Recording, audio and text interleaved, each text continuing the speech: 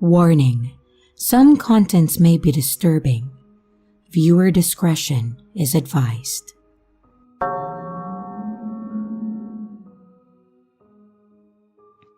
Many years ago, my girlfriend, Maya, and I spent our spring break on a road trip to St. Louis, Missouri from New Mexico. We wanted to see the Gateway Arch and check out some other sites nearby. She also had grandparents that lived in the area, and they welcomed us to stay with them while we were there. They gave us a bit more wiggle room in our budget and helped us greatly. We planned on leaving super early to get a head start on traffic and taking turns driving and sleeping so we could save more time and money on hotels, which did work out in our favor. Well, for the most part. Most of the drive went smoothly. We had printed out our drive and directions and even planned out our stops. Yeah, we printed directions. That should tell you how long ago this was. We ate, made our planned stops with minimal detours or extra stops, and we slept all according to plan. What we didn't account for, though, were the Midwestern storms. We had stopped at a gas station in eastern Kansas to fuel up, and then it had started raining. And no big deal. We had a fully functional car, so the wiper blades worked just fine. We got back on the road and continued on. Knowing we only had about 4 or 5 hours left of our drive. But it hadn't been even an hour later when the rain began pouring. I lived in New Mexico all my life. I had seen some rainstorms and some pretty bad ones, but I had never experienced anything like this. So yeah, I'm not afraid to say that I got a little nervous. Maya, however, wasn't as concerned and just offered to drive if I wasn't comfortable. Seeing her calm demeanor helped me calm down, and I continued on. Unfortunately, the rain would not let up, and it became louder as it hit my car. That's when we realized that it wasn't just rain. It was now hail. I have never seen hail so big in my life, and still haven't since. It became so loud and heavy that I thought that it was going to break my windshield. I couldn't really hold back my fear, so Maya suggested that we pull over so that she could drive. This time, I agreed with her. She pulled into a gas station, and I went in asking to use their phone. Maya didn't have a phone, and I just had a prepaid one that I was trying to save that time just in case of emergencies. I called my parents, and I let them know where we were. I explained how bad the weather was, and my mom sounded worried and suggested that we take shelter at a hotel until it passed. Of course, this didn't help relieve any of my concerns, but I told them that I would consider it, and I ended the call.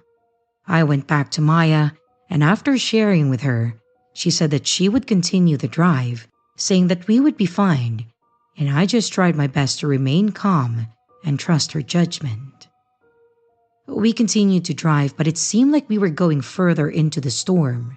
The rain and hail continued, and the wind was so strong that I thought it might even blow us off the road. And speaking of the road, I could barely see the lines on it, let alone a few feet in front of us.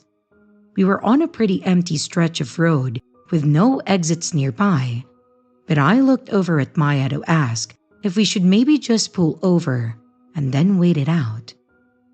And her face told me all I needed to know. She no longer looked so confident. I pleaded with her to pull over, and then she agreed. Now on the shoulder and parked, we sat there in the dark and in silence, trying to decide the best thing to do.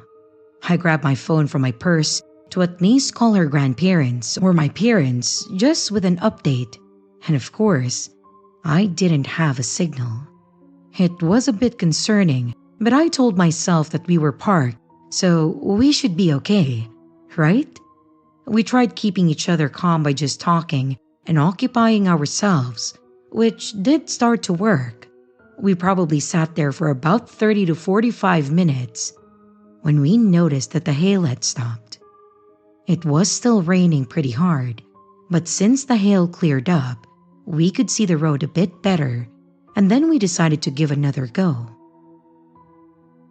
But as it goes, there's always something. And now, the car wasn't moving. It started just fine, but appeared to be stuck. We got out and checked, and sure enough, the tires on the passenger side had sunk into the mud. This road didn't have any barriers on the side, so it just went from the road to grass and dirt. I tried pushing it while Maya steered, but it was not budging at all. But then, when we finally got some movement, it began sliding more into the shoulder, almost like it was fishtailing. I'm sorry, I'm not good with cars at all, and I'm not sure how to better describe it. At this point, there was no way that we were going to be able to get the car out alone.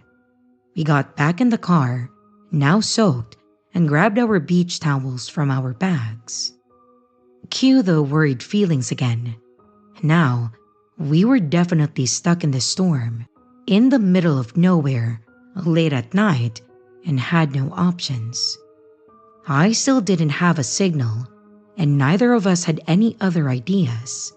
I just really hoped that we wouldn't start hearing tornado sirens too.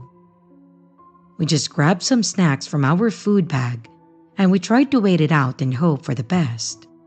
Honestly, this whole thing took a lot out of us, not to mention the whole drive prior, so we both started getting drowsy. As we were laying back, trying to relax and stay calm, we saw lights coming from the opposite direction towards us. And to our surprise, they slowed down, stopping next to us, and rolled down their window.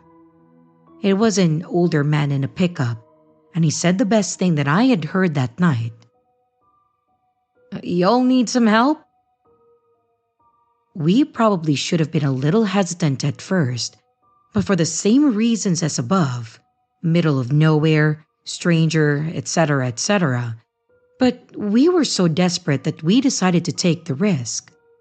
The man got out of his truck, put some kind of board between my back bumper and his front, and then pushed my car while Maya steered it. It came out like it was nothing, and the man's truck plowed right through the mud too. And by the end of it, we were all completely exhausted, soaking and freezing. But finally, with the man's help, we managed to get our car back on the road. He even followed us to the next exit, which had a McDonald's, to make sure that we made it out okay. We were incredibly grateful to that man.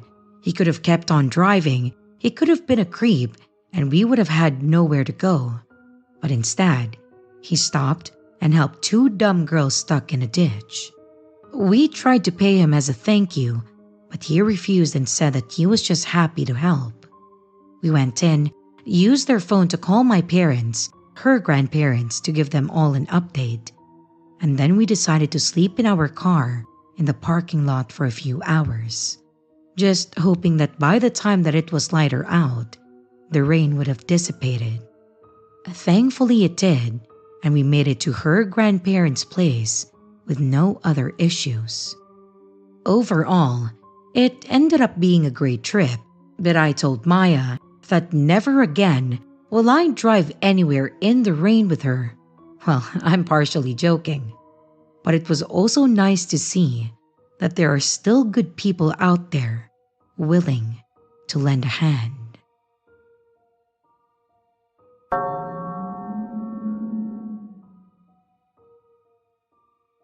Hi there. I wanted to share an experience that I had when I took a cruise with my friend Raquel.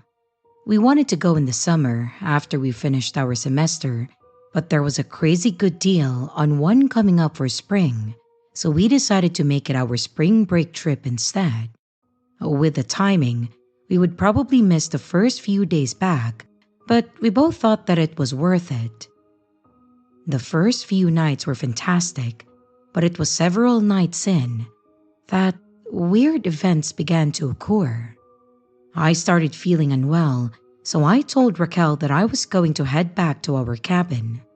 After my nightly routines, I laid in bed, trying to fall asleep while watching some show on my laptop. I had finally started falling asleep when something caused me to wake up. I lay there in the dark, trying to drift back off when I started hearing whispering. I ignored it at first, thinking that it was just people in the halls. But then it dawned on me that it was very clearly whispering. It was normal to hear people talking and laughing in the halls, but it was always muffled. This was a very clear whisper. I turned back over to see if maybe Raquel had come back, or if it was maybe something playing on my laptop. However, my laptop had gone to sleep mode and nothing was playing, and Raquel was of course nowhere in sight. I thought that it was weird, but I shrugged it off thinking that maybe it was someone outside, or maybe, since I wasn't feeling well, that my senses were just an overdrive and it made it sound closer than it was. I ended up just turning something else on Netflix and I fell back asleep. The next day, the whispering didn't even cross my mind. When I woke up, Raquel was in her bed and then we got dressed and enjoyed another day. We were going to be at the Caribbean that day, so we didn't spend a whole lot of time on the ship. When it was time for us to get back on the ship, we planned on going to see the show that they were hosting. But I wanted to take a shower before, so we both went back to our cabin. After she changed, she said that she was going to head to the dining hall, and I agreed as I got in the shower. When I got out and dressed, I went back to the bathroom to do my normal makeup and my hair routine. And while I was in there, I started hearing the whispering again. This time, I was fully awake and cognizant. This was not a whisper coming from the hall. I walked out of the bathroom, I looked around the room, and when I didn't see anyone, I called out, "Hello? Raquel?" But I didn't get an answer. I went and I checked the door, and I saw that it was still locked too, so I was just confused. I could clearly hear a whisper. I couldn't make out any words, but it may have been because it also sounded really fast. This kind of spooked me, so I quickly finished what I was doing and I went to find Raquel. I met up with Raquel as she had already found a table for us, and she was enjoying a drink when I showed up. After I sat down and we talked briefly, I mentioned the whispering to her. I asked her if she had come back to the room at some point while I was still in there, and she confirmed that she never did. I told her about the whispering that I had heard, and she thought that it was weird too, but also tried to be reasonable about it, saying that it probably was still people in the hall, or maybe the next room, or maybe it was just the sound of the AC kicking in or something. I certainly wanted it to just be something like that, so I told her that she was probably right, and I let it go so we could enjoy our night. As the night died down, we made our way back to our cabin. We were both a bit intoxicated, and we were pretty tired, so after a quick change, we both crashed on our beds pretty hard.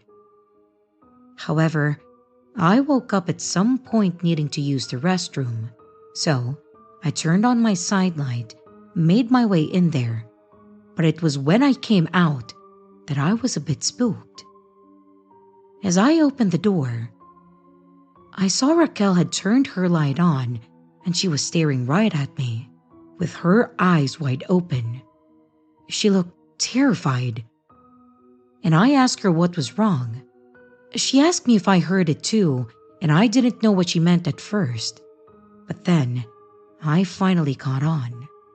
She had heard the whispering too, but this time, she said that she could make out the words. She said she heard, "Don't leave me." And it sounded like it was right next to her ear. She first thought that I was messing with her because she heard me get up, but when she flipped over and saw the door closed and the light on, she knew that I wouldn't have had the time to do that, then run to the bathroom, turn the light on, and then shut the door. I was internally screaming at this point. I wanted to say that I knew I wasn't crazy. But then I realized I wasn't crazy. It was something that we both heard, so we knew that it was real. We immediately turned on all of the lights and looked all over the room, including under the beds, in the closets, the wardrobe, and the drawers. I don't know what we were hoping to find. A person? Some kind of device replaying someone talking or whispering. But in the end, we found nothing. We were wide awake and entirely too freaked out to sleep at that point, so we just laid in bed watching TV. We kept talking about it, going back and forth between what we thought could be rationalizing it. So, we were probably just mistaken. I think we finally fell back asleep with all the lights and the TV on at around 4 in the morning. Needless to say, that was a lazy day for us. But thankfully, we were going to be at sea for the whole day. I think we both agreed to forget about it and just tried to relax. We spent a lot of time in the pool and spa and ate about every chance we got in between. And that night, we parked ourselves on our beds and planned on watching movies with the lights on until we fell asleep. But this time, in the middle of a movie, we heard what sounded like light tapping on our door. We both looked over and thought that since we both heard it, maybe it was someone that worked there, or maybe someone just went to the wrong room. I then got up to go see who it was, but when I looked out the eye hole, I saw nothing. It was pitch black, like someone was covering it up. That made me hesitate on opening the door, so instead, I just called out, can I help you? But I didn't get a response. I stepped back from the door to let Raquel know what happened, which caused her to get up and go to the door too. However, when she looked out, it was clear and no one was there. So, we both agreed to open the door, and of course, no one was out there. We stepped out, looked down on one side of the hallway where the stairs and elevator were, then down the other hall where it was just a dead end. But this time, we actually did see someone. There was a woman standing at the end, her back towards us, and was seemingly looking out the little window. But the weirdest part was how this lady was dressed. She had on one of those old-fashioned ball gowns. We both just stood there and whispered to each other about it, when we both felt a huge rush of cold air sweep by us. Well, that's all it took for Raquel as she turned back around saying, "Oh hell no," and then went back in the room. I followed quickly behind her and saw that she was already on the phone calling services. She requested that an employee come to our room because someone was obviously trying to pull a prank on us. I could tell the tone of her voice was teetering between being angry and terrified. Someone did show up to our room, and she explained the whole situation, talking about how we kept hearing whispering and the person standing at the window. I think the guy tried his best to take our complaint seriously, but I could also tell that he did not care. He said that he would go check the cameras and see who it was so that they could speak to the culprit.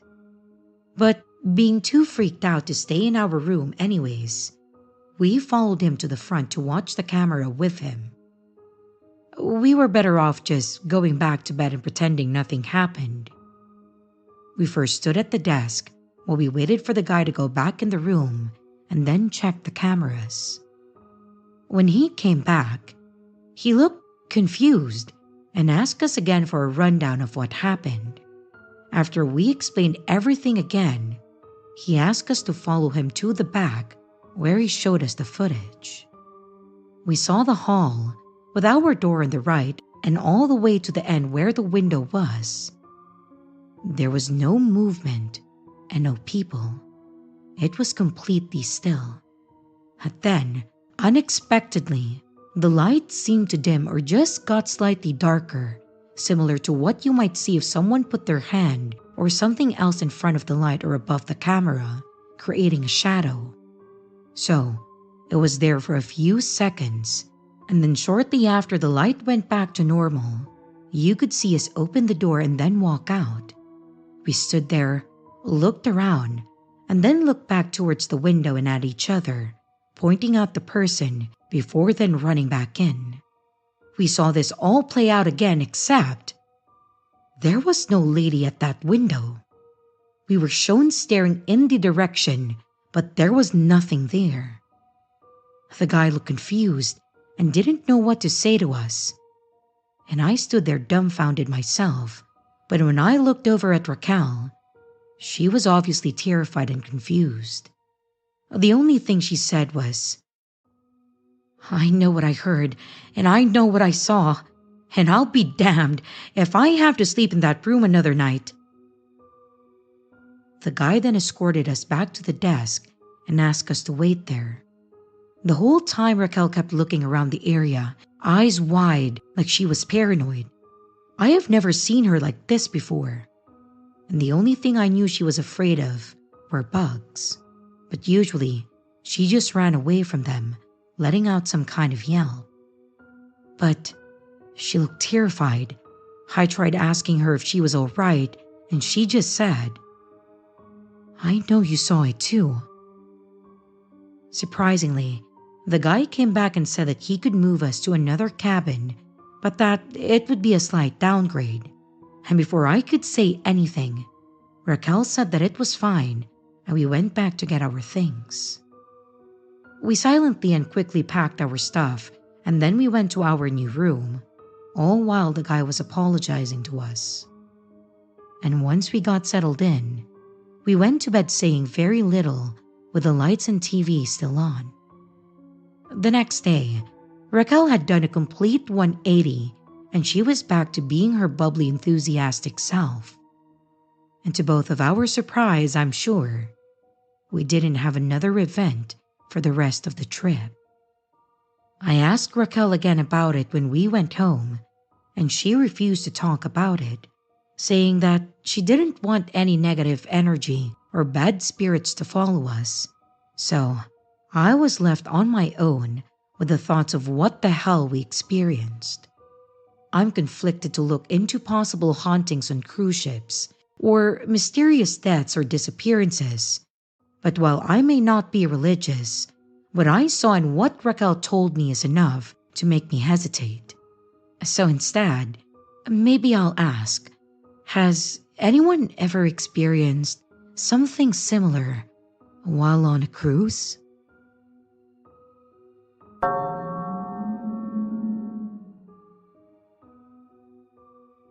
This happened to me back when I was in middle school about 15 years ago. Spring break was never anything special to my family other than just a week off of school. There were 4 of us kids, and now having 2 of my own, I understand why we didn't really go anywhere. Kids are really expensive, but it didn't really bother us. We all entertained ourselves and each other quite well. However, I did have a friend whose family was pretty well off. His dad had some sort of very official job. I was a kid at that time, so I don't know what it was exactly. But I remember him working long hours. He always wore suits and never really talked about work around us. However, they always took some pretty awesome vacations. I've seen pictures and souvenirs from when they went to different countries. So, for this story, I will call my friend Levi, in case his dad does have some job that I shouldn't really be talking about. Levi has always been pretty cool. We always got along really well and we hung out a lot. In fact, I have been invited to go with them to their lake house, which was a lot of fun. So, for spring break, I was invited again to join them at the lake. With my parents' permission, I did not waste time packing a bag to go. However, there was one little wrinkle in our whole plan, or at least the plan in my head. His cousin Skylar was going to be joining us. Now, Levi was an only child, but Skylar hung around so much that you might have thought that she was their kid too. She was a year older than me and Levi, but she always wanted to hang out with us. At first, I didn't have a problem with it because she seemed pretty cool, and yeah, pretty cute too. She would play the dumb games we played, watch TV with us or whatever. But I started noticing pretty quickly that she was a little weird. For example, we were outside trying to start their fire pit when we picked up an old log that was on the ground. Underneath it were tons of pill bugs and other bugs, I'm sure. And being the type of kids we were, we started picking them up and then throwing them at each other. I know it was dumb and mean, but that's just who we were, and we were kids too. Skylar was there, and she was even joining in on it. But then, she just stopped out of nowhere, and then started humming. We noticed her doing this, so we stopped to see what was happening. When she then crushed them in her hand, and then rubbed it on her face. Then she started laughing and chasing us, like she was going to wipe it on us. So, maybe not creepy, but definitely really weird, and especially being a girl. I was used to girls our age wanting to look pretty and nice, so it wasn't something that I expected at all. And by the look on Levi's face, he didn't expect it either. So, other than that memory, she's done some other weird things, such as when her mood would shift in a blink of an eye. We would be watching a movie and laughing, and she would just stand up and storm off angrily. I've seen his mom trying to talk to her, and she would just be screaming and pacing back and forth or rocking. Now, before you say anything, I know a lot more now as an adult, but I didn't understand any of this as a kid. I just tried my best to steer clear from her and just dealt with it as I really enjoyed hanging out with Levi. So anyways, back to our spring break. It was going to be me, Levi, Skylar, and Levi's parents. We got to the lake house, started making sleeping arrangements, and planning on what we wanted to do. We took their paddle boat out on the lake, and then we went fishing. We made a fire out there too, and even had a day out on their boat. It had actually been a lot of fun, and even Skylar was manageable with minimal breakdowns. At some point during the trip, his dad had to leave and wouldn't be back that following night. So it was just going to be his mom with us. She decided that she would get dinner for us instead of making it that night, so she left to pick it up, which was probably about 20 to 30 minutes away from the lake.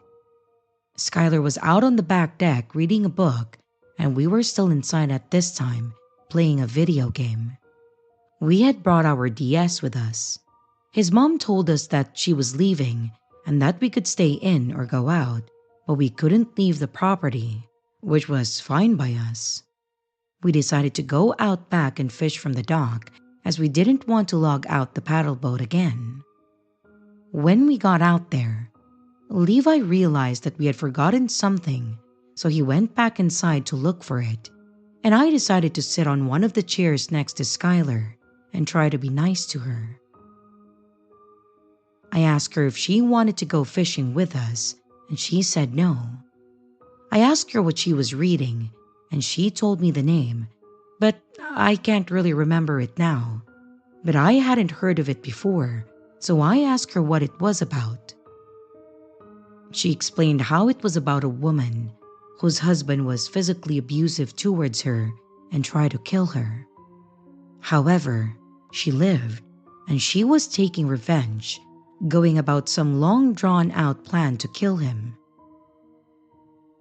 I remember saying something about it being intense, and she agreed, and then we sat there in silence.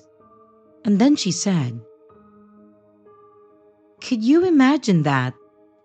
I asked her what she meant, and she said, in almost a dreamy manner, "Someone you once loved trying to kill you. Oh, or killing them." I just kind of laughed and said that that's pretty freaky though. I guess that was the wrong thing to say because she slammed the book closed and gave me such an angry glare. She then stood up and said, "Well, I guess you wouldn't understand," and then stormed off inside. It was a weird situation, but I just went and set up my pole. Shortly after, Levi came back out and we started fishing, and I told him about what happened.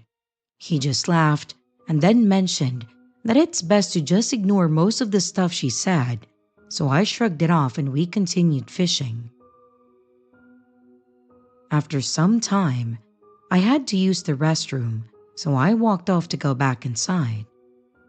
When I went in, I found Skylar standing next to the room that she was staying in, with her hands behind her back. I wasn't expecting her to be there since the hall light wasn't even on, but I just made a comment about her scaring me. She didn't budge.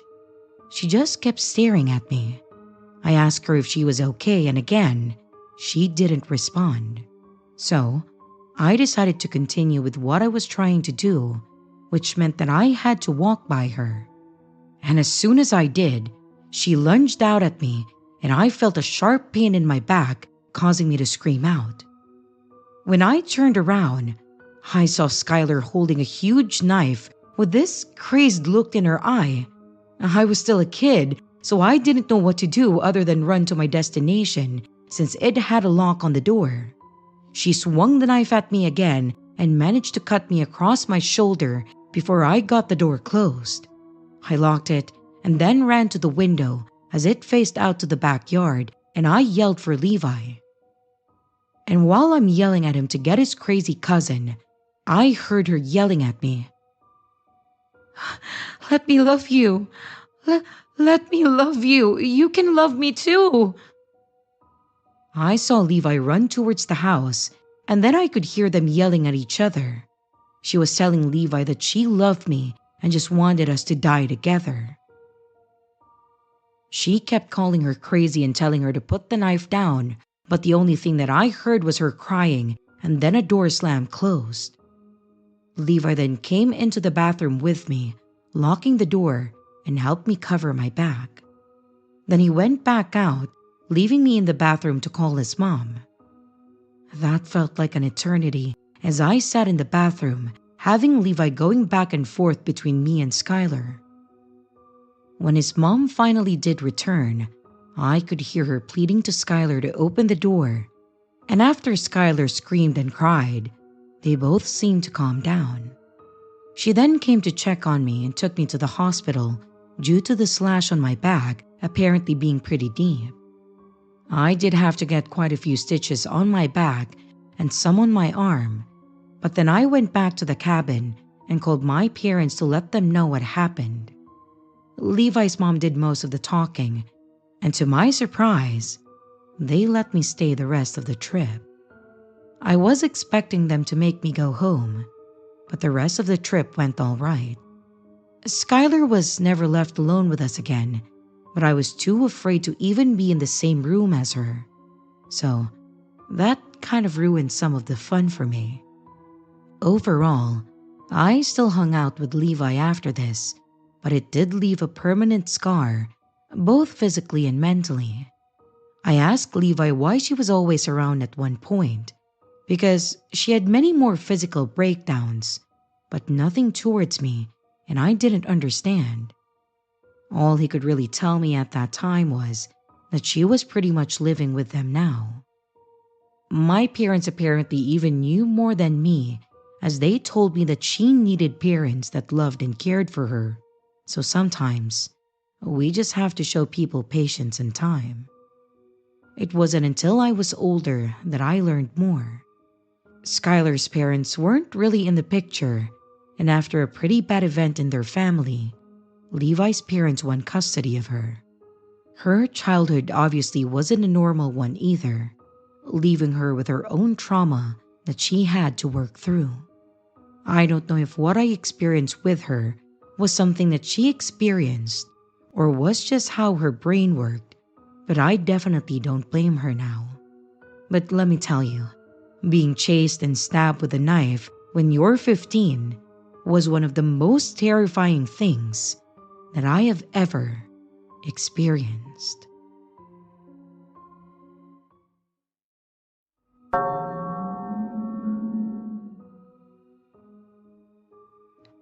While I was going to school to become a registered nurse, I took a job working the front desk at a local hospital.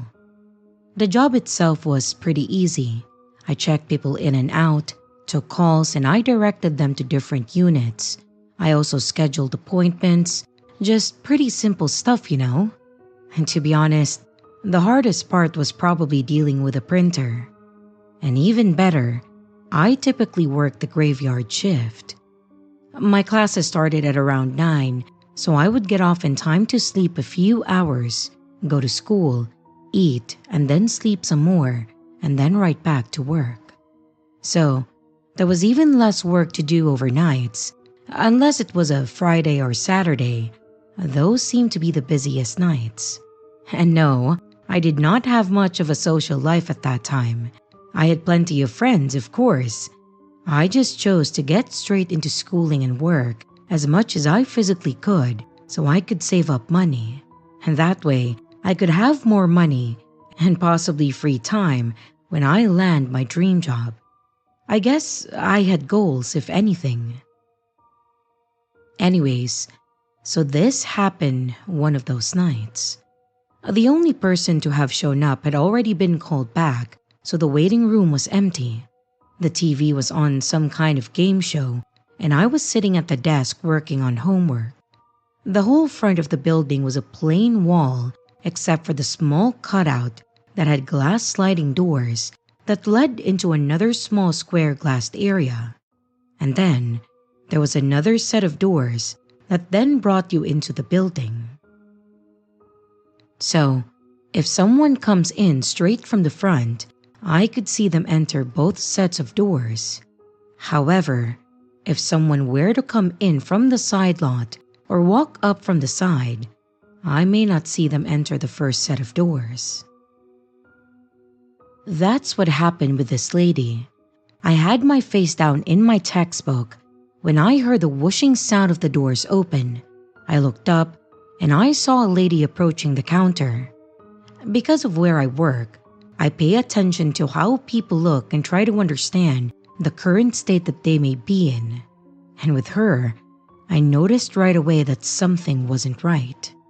She was very thin and frail looking, but judging by her overall build, her demeanor, and her way of talking, she looked like she couldn't have been more than 40. She had on a huge jacket that she was nearly swimming in, which immediately alarmed me because we saw people dressed like that when they were trying to hide a wound, a weapon, and for women, sometimes a very pregnant belly. Her hair was stringy and oily and pulled into a bun, and her face was so sunken in with dark bugs under her eyes. I asked how I could help and what she was there for, and she said that she actually didn't need a doctor but asked for my help specifically. She was talking a mile a minute, jumping around in her story, but what I got out of it was that her car broke down and asked if I could come look at it. She said that she was trying to go see her mom, who lived a few hours away, who had been at home dying of cancer, but that's why she ended up here. At first, I really did feel bad for her. I knew my fair share of friends and family that had cancer, and I know how scary that could be, so she immediately got my sympathy. However, I was not and never have been a car person, Even though I'm a guy, and I guess people expect me to know these things.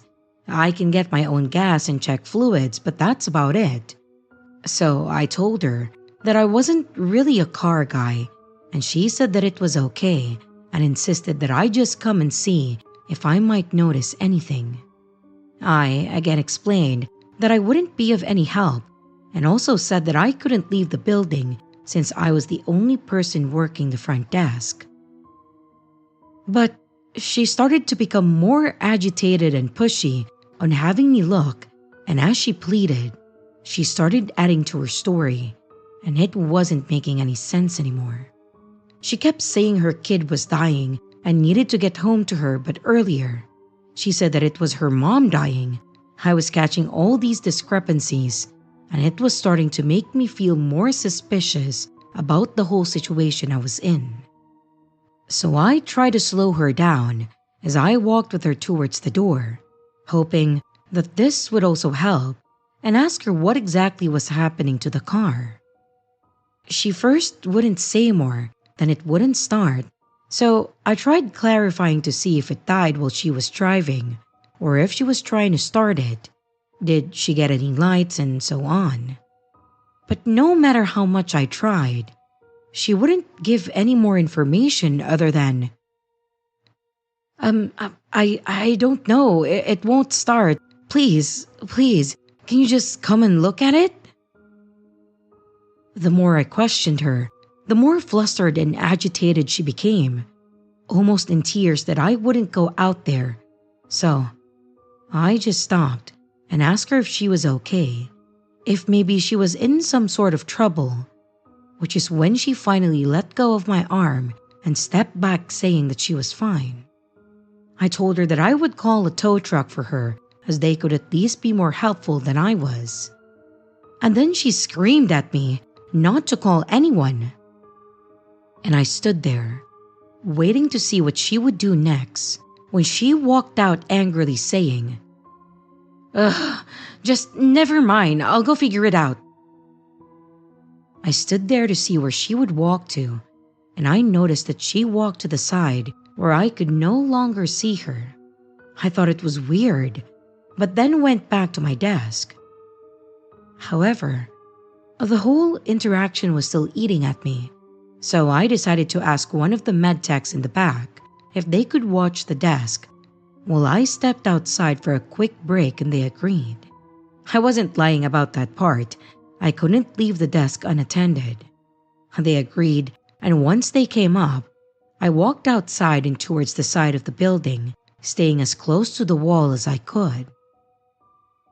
And that's when I saw the woman and what I assumed to be her car, as well as some guy. They were seeming to be in a pretty heated argument by the way that they were throwing their hands, and he was punching the car. I wasn't close enough to really hear what was being said, but the only thing that I could make out was, "Well, you go." But even worse, after a few more minutes of back and forth, they both got in the car, him in the driver's seat, and then they drove off without a single issue. I went back into the building, pretty spooked at this point, and told the guy watching the desk what just happened. He agreed that it was really suspicious, but since they left and didn't really do anything, said that ultimately, there was nothing that we could really do. I continued working that night, but that weird feeling kept lingering. What was her end goal?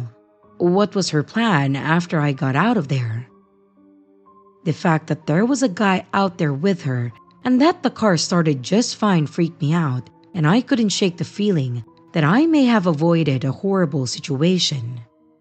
I'm curious if anyone else has heard similar stories like this. Could it have been an attempted robbery? A kidnapping? I have no clue. But I try not to think about what could have happened to me. And thankfully, I never saw them again. I just hope that no one else ever fell for their sinister scheme.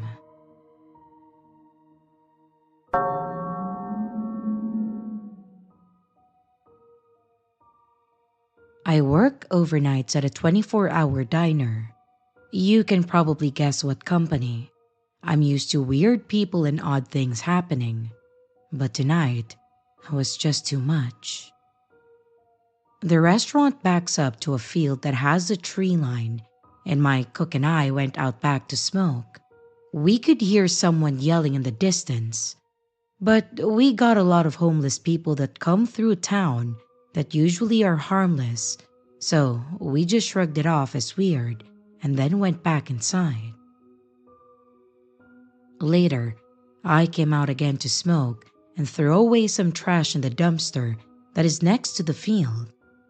It was stupid to go over to it, but I hadn't heard him again. So as I am walking away from the dumpster, I hear, "Hey, come here.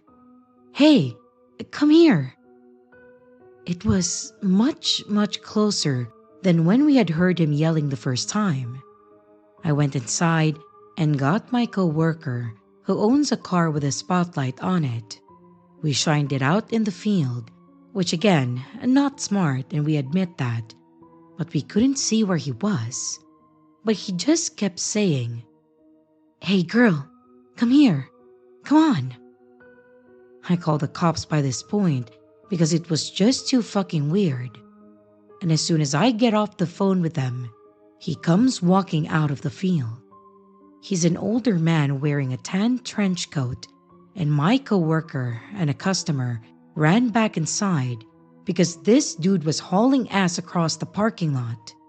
He started to come towards the door, and I called the cops again. My cook then cut him off and told him that he needed to go. And the man was acting erratically, yelling at my cook and said, "Ha, I'll end your life next time that I see you, fucker." He kept moving his jacket by his waist like he was flashing a weapon, but I couldn't see anything from inside. The cops got him down the road, and an officer came by and basically said that the guy is homeless and not mentally stable. We told him everything that happened, and my cook pressed charges on him.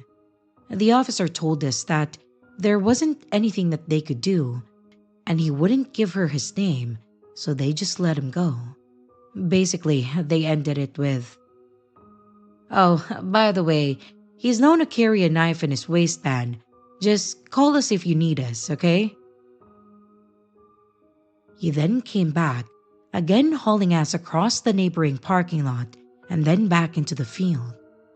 We could hear him screaming and yelling, "Hey, come here," again and again. But we got busy when the bars closed and haven't heard him yelling since. But I know he's still back there because I had caught him sleeping behind the dumpster before. My manager comes in the morning, and I'm going to try to get her to let me take a picture of him off the security tapes so I can warn the other third shift workers. The field that he is camping out in also backs up to a middle school, but the cops said again that there was nothing that they could do. Hopefully he moves on and leaves us alone, or the cops can get him on something where no one gets hurt.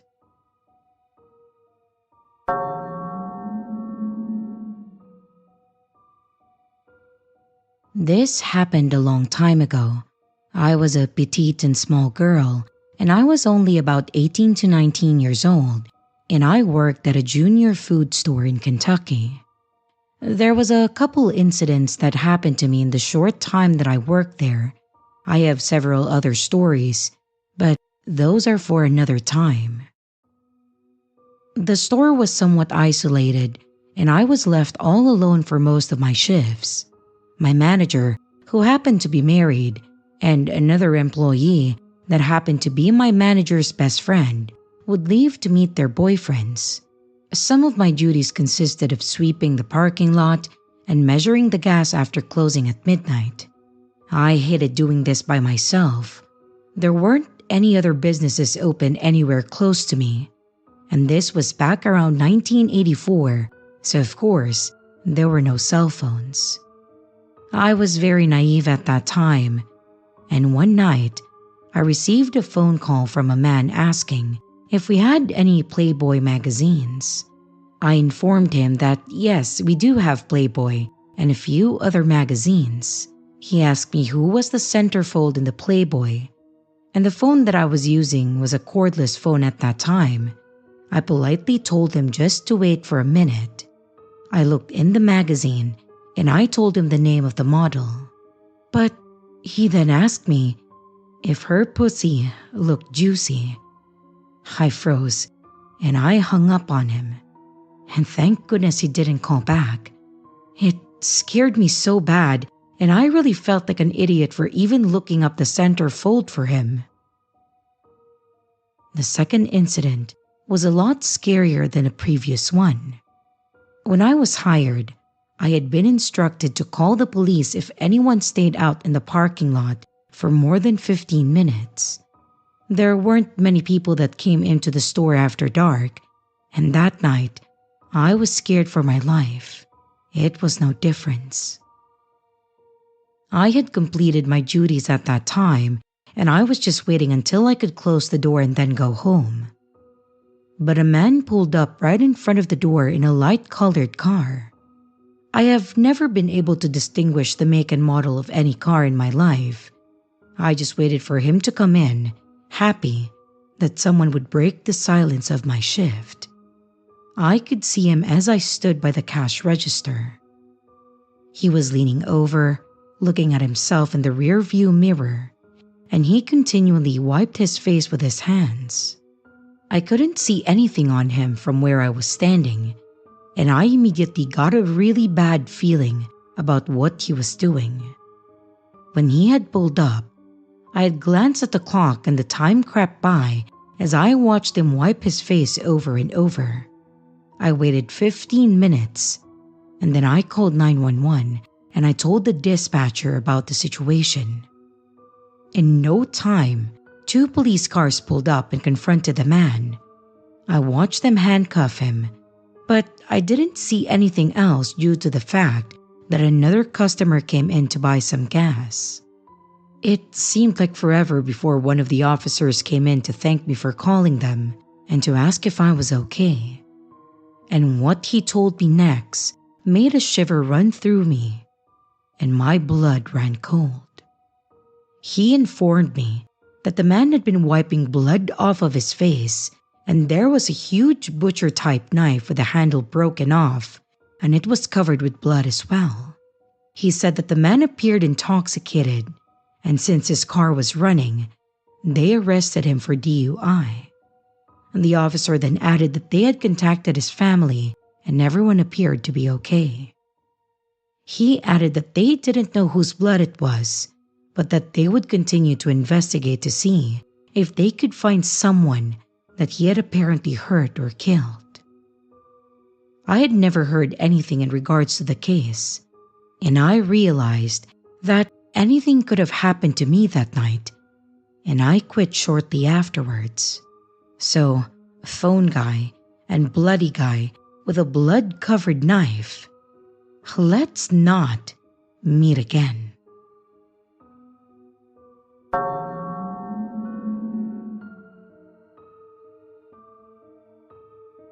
Back around 2006, I worked as a contracted security guard.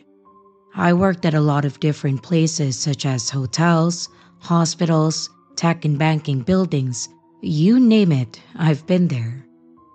The job was always the same, with minimal rules varying depending on the business. I have plenty of stories of weirdos trying to get past me, like vindictive ex-workers and more, that I'll have to consider sharing in the future. But the ones that freak me out the most were the ones that I have no explanation for.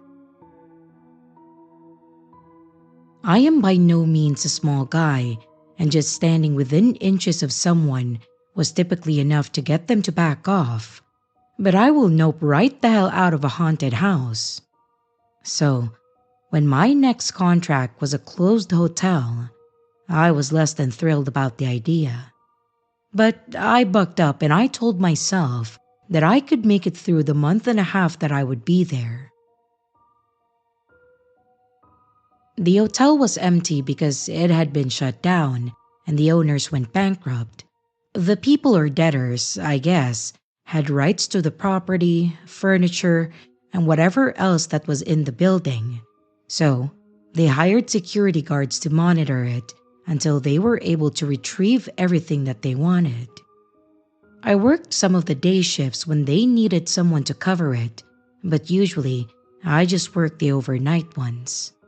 There was always a shift partner, so we were never alone, so that definitely helped a lot to keep my mind busy so I didn't dwell on the creepiness around me. If you've ever been in a large empty or abandoned building, you may understand what I mean. The eerie silence is intense. When you look around and see the building is in good condition and looks like you should see people coming out of the pool area, sounds of doors opening, people walking around, and you see none of this, it kind of puts you in a situation where you feel like you should be on guard.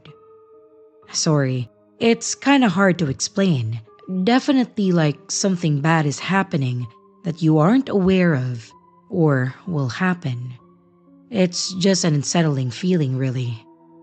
Anyways, it was probably about 2 a.m. or so, and my shift partner Trent and I were talking about food when we became really hungry. We didn't really have a lot of places nearby that delivered, so he offered to go grab something for us. This is where my stomach was louder than my brain. I thought that I could totally handle being alone for a short amount of time until he got back, so I agreed, and then he left. So, I was sitting there at the front desk, just waiting for time to pass.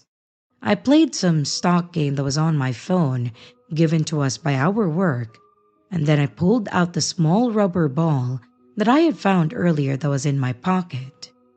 I started bouncing it off the floor to the wall, and I would catch it and just repeat this over and over. Until one of these cycles, I was suddenly disrupted. The ball was coming back to me when it just seemed to fall to the ground. It was almost as if someone blocked it from coming back to me, just causing it to stop. It was definitely weird, but I just chalked it up to losing momentum. Maybe I didn't throw it very hard. So, I went to pick up the ball. When I started hearing a thumping noise, it made me stand up straight, stiff as a board when I heard it. Then I noticed that the thumping sound was in the same pattern that I was causing with throwing the ball: a thump to the floor, thump from the wall, and thump after catching. I stood there listening to this on repeat for several cycles. I first thought that someone must be in here and maybe they're doing something else and it just conveniently sounded the same. Or someone was messing with me. So I decided to check the floor above me where it sounded like it was coming from. I took the stairs and I started looking over the floor. I didn't immediately see anyone, so I continued looking down the halls, checking if any doors were open. We were given a master key that opened any and all doors in the hotel, including all the rooms, but from what I could see, there were no open doors. But then, I heard what sounded like a door opening or closing. I turned to look towards the hall, where I thought it was coming from, and I made my way in that direction. This is where I started feeling anxious. Something wasn't right, and I didn't know what it was, but not seeing the cause of the sound immediately was starting to make me panic. With my hand on my taser, I shouted, "This premises is closed to the public. You should leave now, or you will be prosecuted by the owners." I was hoping that I sounded burly and threatening and didn't let my fear show through. But I was even more so hoping that whoever it was would just leave. However, It wouldn't be that easy. As I stood there and started to make my way down the hall, I heard what sounded like feet stomping or running, but I still was not seeing anything. The stomping continued to get louder and faster, like it was coming towards me, and I froze, not knowing what to do. And then, suddenly I felt a strong shift in the air and it got really cold.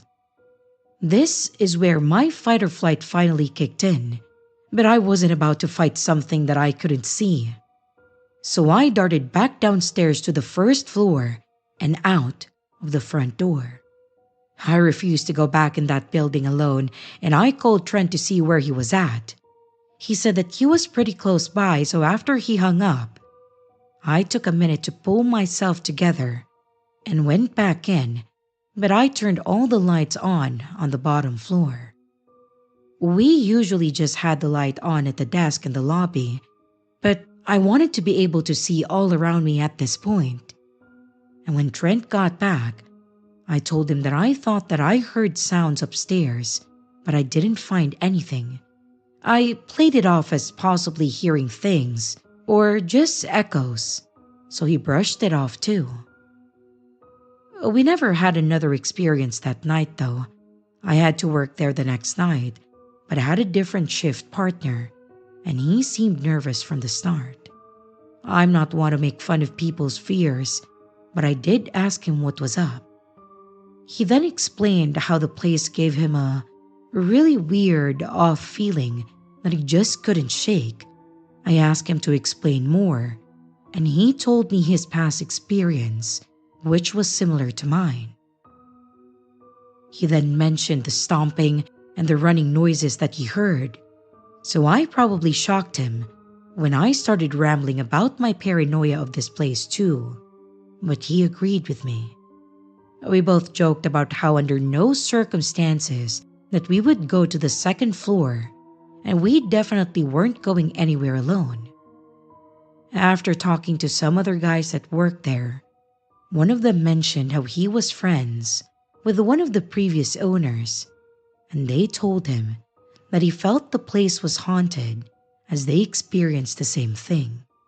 I was mentally freaking out, but I was glad to know that I wasn't just being a coward and that others were experiencing this too. But then, I had to acknowledge that this, whatever it was, existed. I did work through it, but I tried to swap shifts as much as I could because I just don't really do ghosts. Thankfully, I never had another experience, but I also avoided any situations that may have given me one. Oh, and they have since leveled the place, so good riddance, I guess.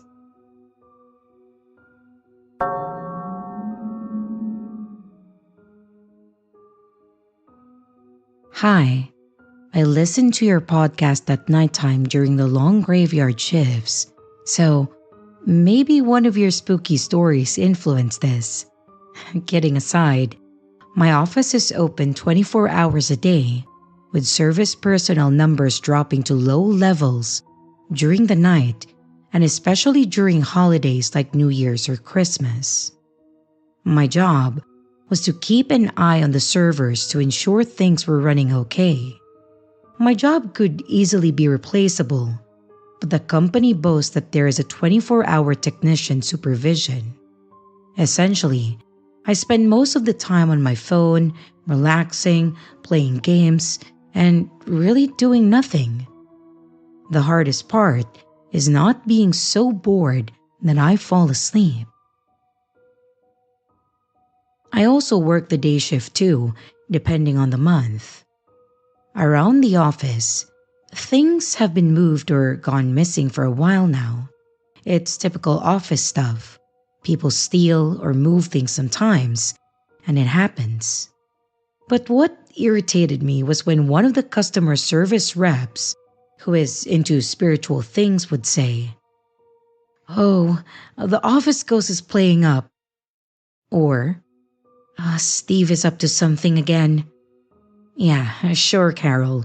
A damn ghost cares about what goes on at the company. It was a shift over a long weekend with a public holiday on Monday. No one wanted the shift, but since I needed the extra cash, I was happy to take it. Other than a security guard who would come by at midnight to the early morning and a cleaner finishing her shift, I was there all alone. I was sitting at my desk, texting my girlfriend, when I thought I saw someone standing in the hallway.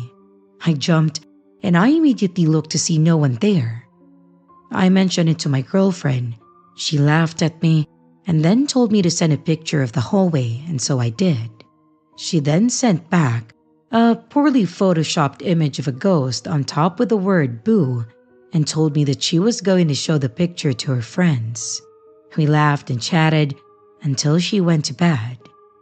I then walked through my floor to stretch my legs, then waved at the security camera.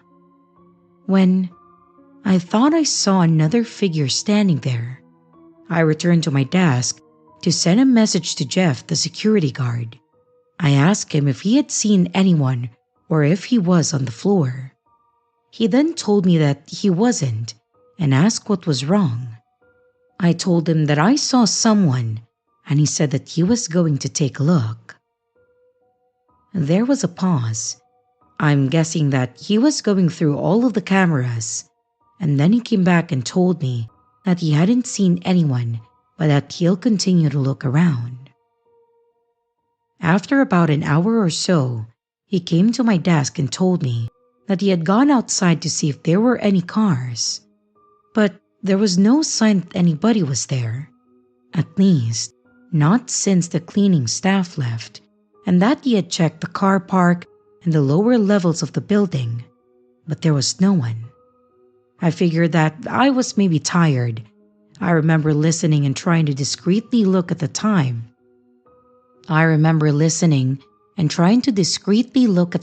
while he was talking to me. We were talking about all sorts of things like life, what we were going to do after work, our families, just general conversation, when we both noticed a shadow figure.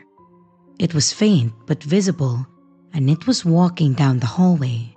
It moved from one room to another before it disappeared. It had that vaguely humanoid shape of a head, torso, arms, and legs, but I couldn't tell if it was wearing clothes or not. I gave him a "I told you so" kind of look, and Jeff looked stunned by what we had seen. I asked him if he saw it too, and he said he did, and neither of us spoke about it again. From what I know, no one has died on the property, and I don't know if the land is haunted or whatever. The building is still pretty new, so I doubt that it has any historical significance. Oh, and the photo that I sent my girlfriend didn't have anything on it other than a boring empty hallway, in case you were wondering. I was going to send the joke pic in, but I decided against it. If anything else happens around the office, I'll let you know and try to get a picture to see if the mystery ghost makes an appearance. Now, I don't know if Jeff was either pulling a joke on me or a ghost is haunting the building, but I assume that Steve is real, and I can't say that I have seen or felt anything similar even when I've worked a couple more night shifts. I really don't know. I can't explain what happened.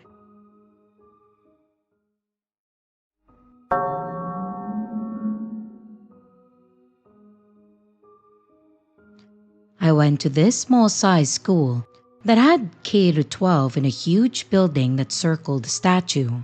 So, on one side of the statue, that was elementary school, and the other side is middle or high school.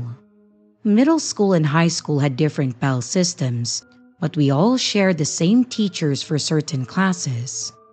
Gym was one of those classes, a mix of middle and high school kids, and I was a freshman at that time. We had a teacher who we called Mr. Fouts. He was a small, muscular guy, and I stood over him, and at first, he was a super chill dude. Everyone loved the guy, even the teachers did.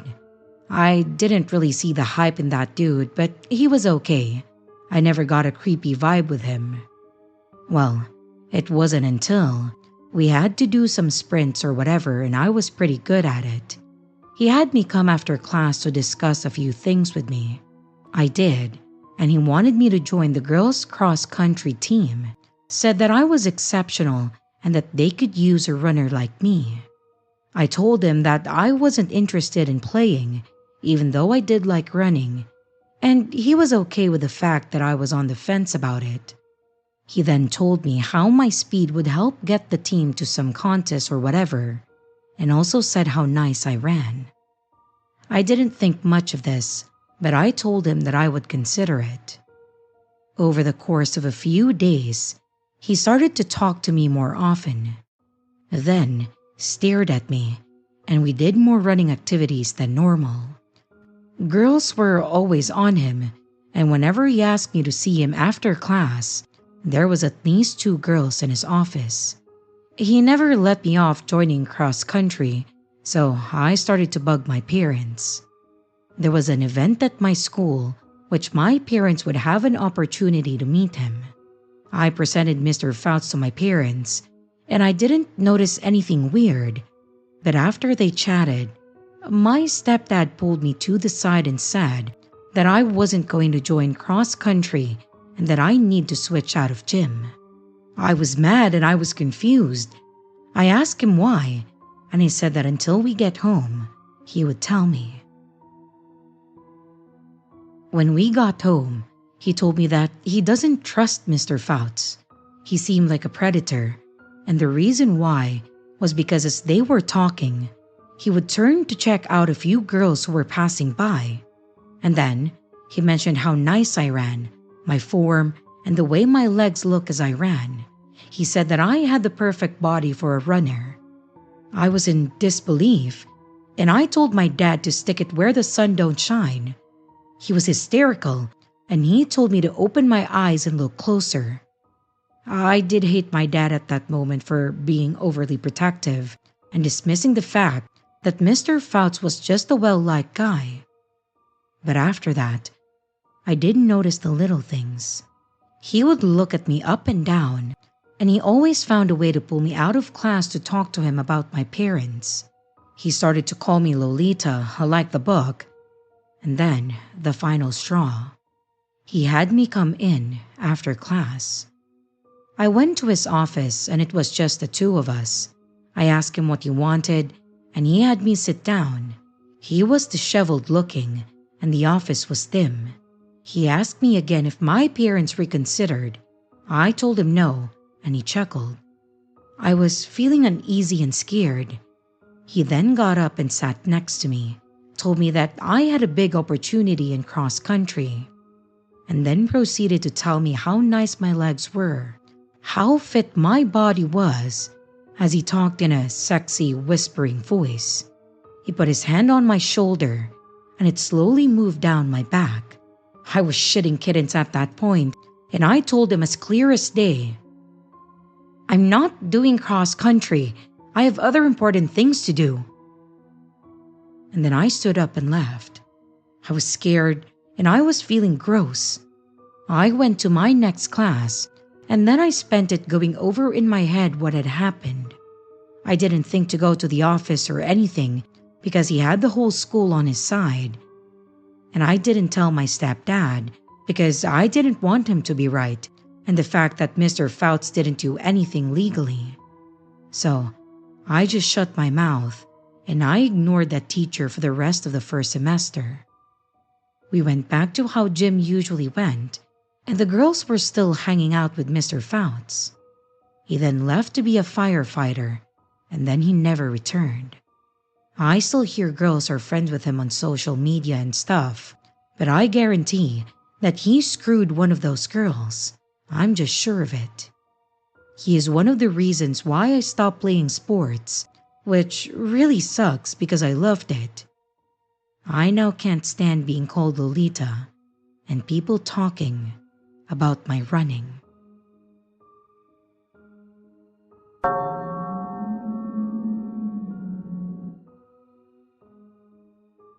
I think a lot of people would probably say that their freshman year of high school was pretty rough. And I'm sure a lot of those people are right and had valid reasons as well. I'm definitely not one to say that they were just being dramatic, because I too had a pretty bad freshman year. I didn't like talking about it for the longest time because I had some pretty bad self-esteem issues as is. But I have healed, and I have become a lot nicer to myself since then.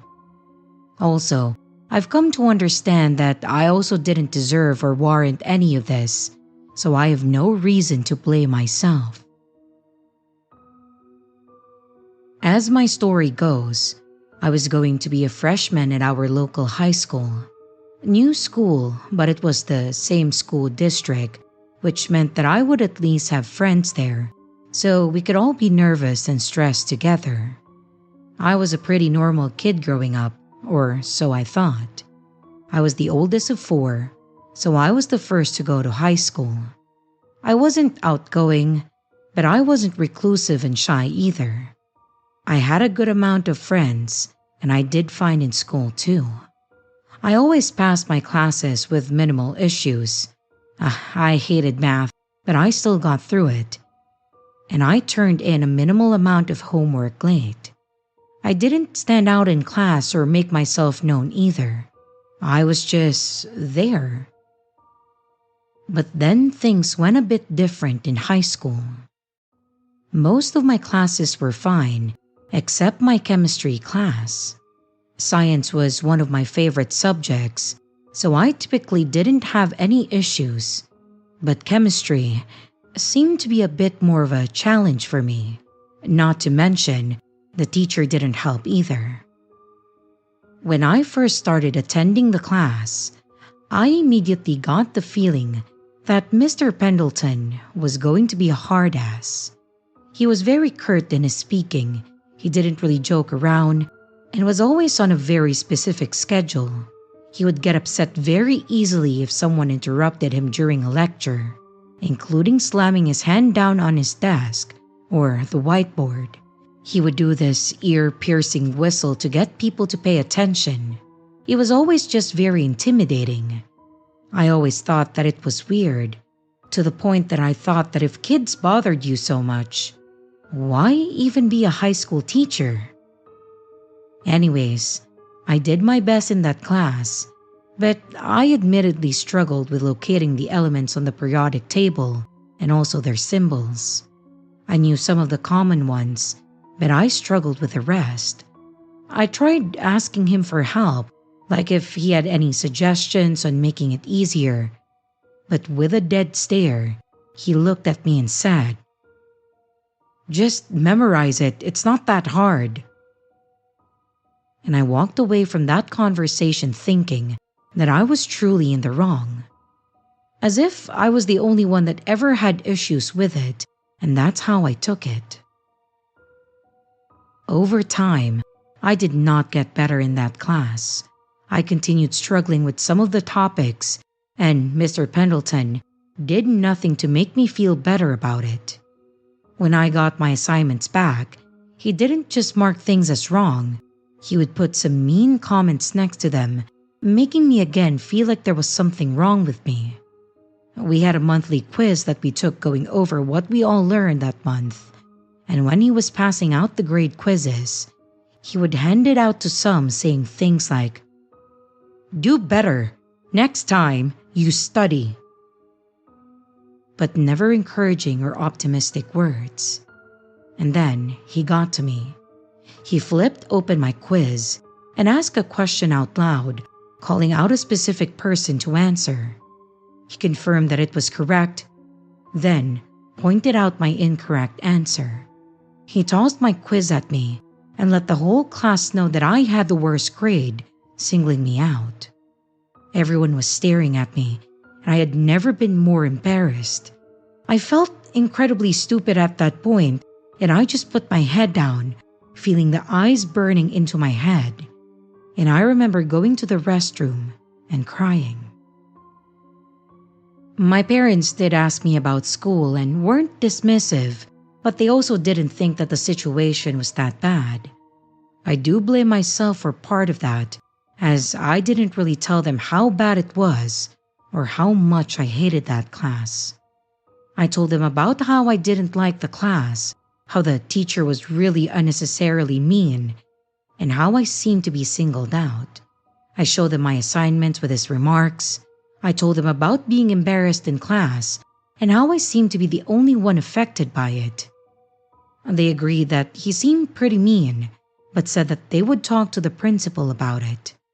I even spoke to my friends and others that were in his class, and they all agreed that he was a complete jerk, but didn't understand why I was being picked on so much. Except one friend that usually excelled in a lot of classes.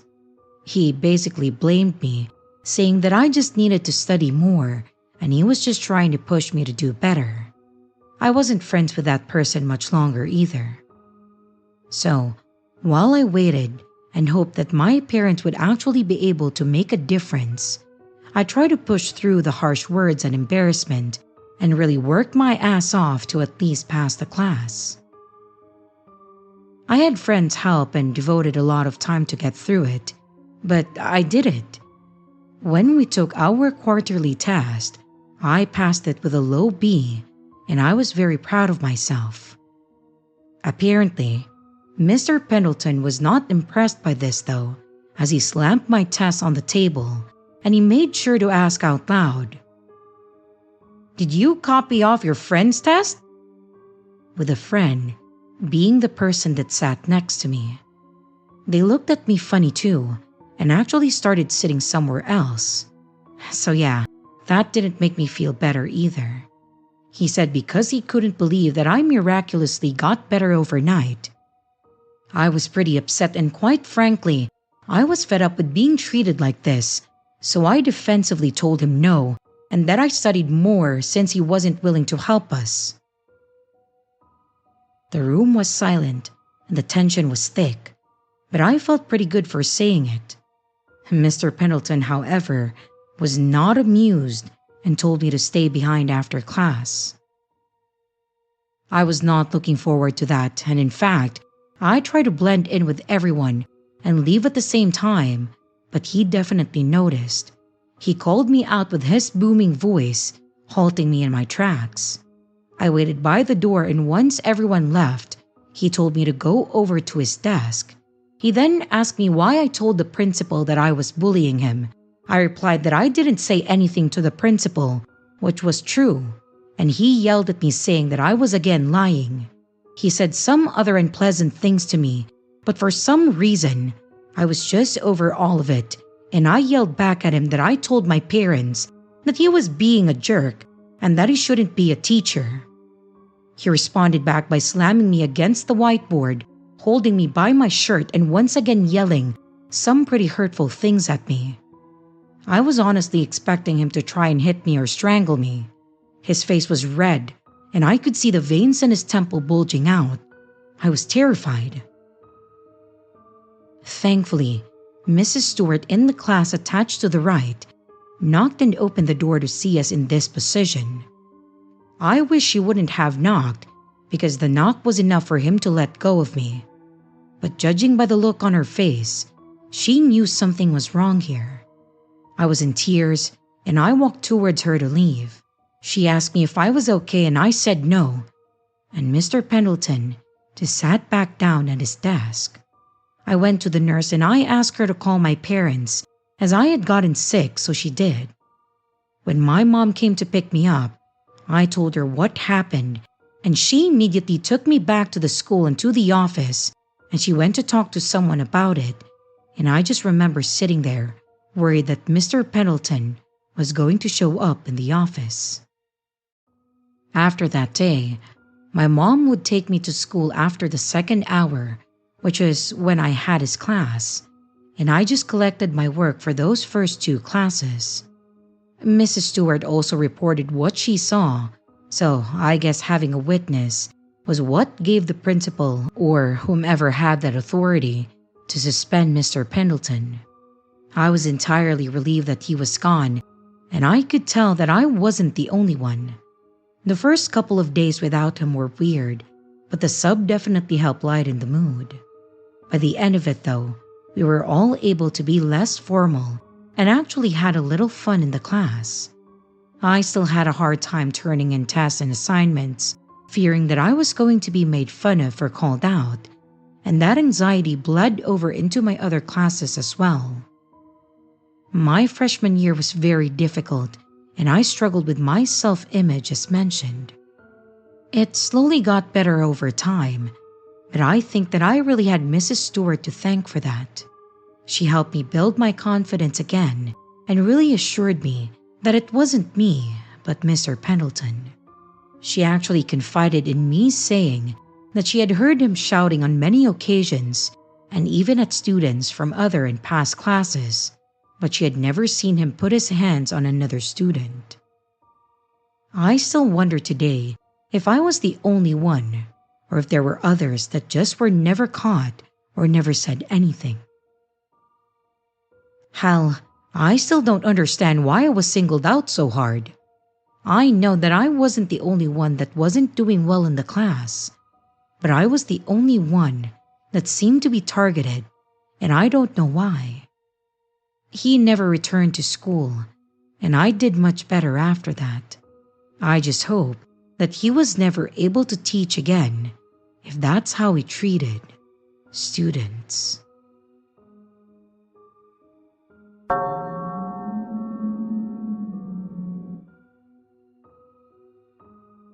I feel like this more so affected my mother instead of me, but being older now and also being a parent, I completely understand the fear and trauma it could have caused her.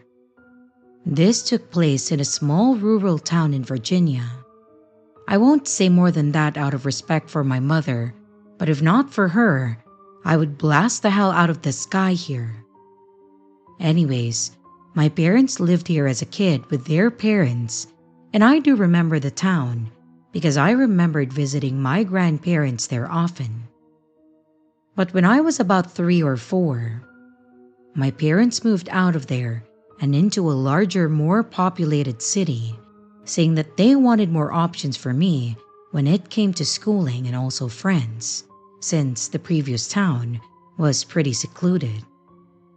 And as for school, I had always done well until I started high school. I struggled in history and algebra. I don't understand why, because I normally loved math, but for some reason it was not clicking for me. The teacher was fine, but I can't say the same for history. They did nothing to help make anything interesting. He pretty just much made us read from this outdated textbook while he fell asleep at his desk. My parents saw the struggle the whole way because they had their own parent portal, and during one of the parent-teacher conferences, we all brainstormed some ideas. After some options were thrown around, we thought that it would be best to get a tutor to help. Apparently, I wasn't the only one struggling in history, and until the board made changes, some students created a study group. It was basically just a group of students working together, and they saw improvements in their grades, so they asked me to try it. I did like the idea though because it made me feel like I wasn't singled out. As for algebra, they did have tutor options through the school at no extra cost to my parents, so they suggested that I try that first. So for history, they basically just told me to show up on Tuesdays in the library and let someone know that I was there for the group study. And then, the algebra tutor was either a current or retired teacher volunteering.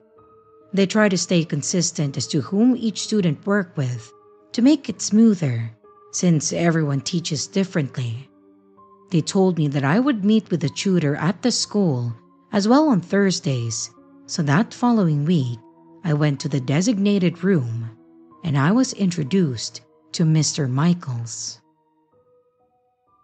My algebra teacher told me that he was a retired teacher, but that he loved to help students, so he still volunteered for this or even subbed a few classes before. I think I remember seeing him in passing before, but I don't recall ever seeing him in one of my classes as a sub. So, after a little talking between us and the teachers, we finally got into the work. It was Mr. Michaels, me, and about 3 or 4 other students. The first thing I remembered about him at that time was how patient he was and how much he actually seemed to listen to us. Granted that I had never been in trouble with school stuff before, so I was expecting to see some grumpy adult complaining about how they didn't understand what we didn't understand and that the work was easy and not actually help us. But instead, he broke down the equations and really focused on the parts that we struggled with to help us understand it better. And the more that I worked with him, the more confident I was feeling with my work and answers. After maybe just a few weekly sessions, I was starting to see improvements, and my parents were really proud of me for sticking with it as well. They asked me how I was feeling about it, and I explained everything to them. I even told them about the tutor and how he was a retired teacher, but that I had never seen him before. As the sessions continued, I found myself just talking to Mr. Michaels more. The sessions would typically be about 2 to 3 hours, but sometimes he would be escorted out of the school with security because we were staying so late. Sometimes there were other students that stayed behind with us, but usually it just ended with us in the room. So, whenever it came close to the end of the first semester, I wanted to do a pretty hefty review to make sure that I still understood everything, as well as fill out our little cheat sheet index card. We were all given one normal size index card that we could write whatever we wanted on it and then have it with us whenever we took our midterm exams. I remember it was getting close to closing when I made a comment about it being easier if we just did this outside of school, like a library or a cafe. Mr. Michaels didn't mind the idea either, so I went to use the phone in the room. Cell phones weren't really a thing that many kids had at this point in time. My mom answered, and I explained to her what I was wanting to do. I could tell by the tone in her voice that she didn't really like this, and at that time it confused me. She was reluctant but said that we could come home and then continue working in the living room or kitchen if we wanted to, but didn't want me to go anywhere else outside of the school. I was disappointed, but I told her that I understood, and then I hung up. I went and told Mr. Michaels about her response, and when I tried inviting him over, he then said that he actually had things that he needed to do as well, and then suggested that we just leave for the night and then continue the session next week, since we had one more week left before the exams. When I went home that night, I was still upset and explained to my mom as to why. All she really told me was that since it was school-related, it was best to keep it at school. This was a weird statement to me because some of us from the history study group once met up at a local fast food place, and she was okay with it. Why was she treating this so different? And fortunately, or I guess fortunately, I did mention that there were occasions where it ended up just being me and Mr. Michaels, and I felt bad that they weren't even able to clean the room until we were gone, and that's why we wanted to go somewhere else. This immediately caused a switch to flip, and my mother became visibly upset.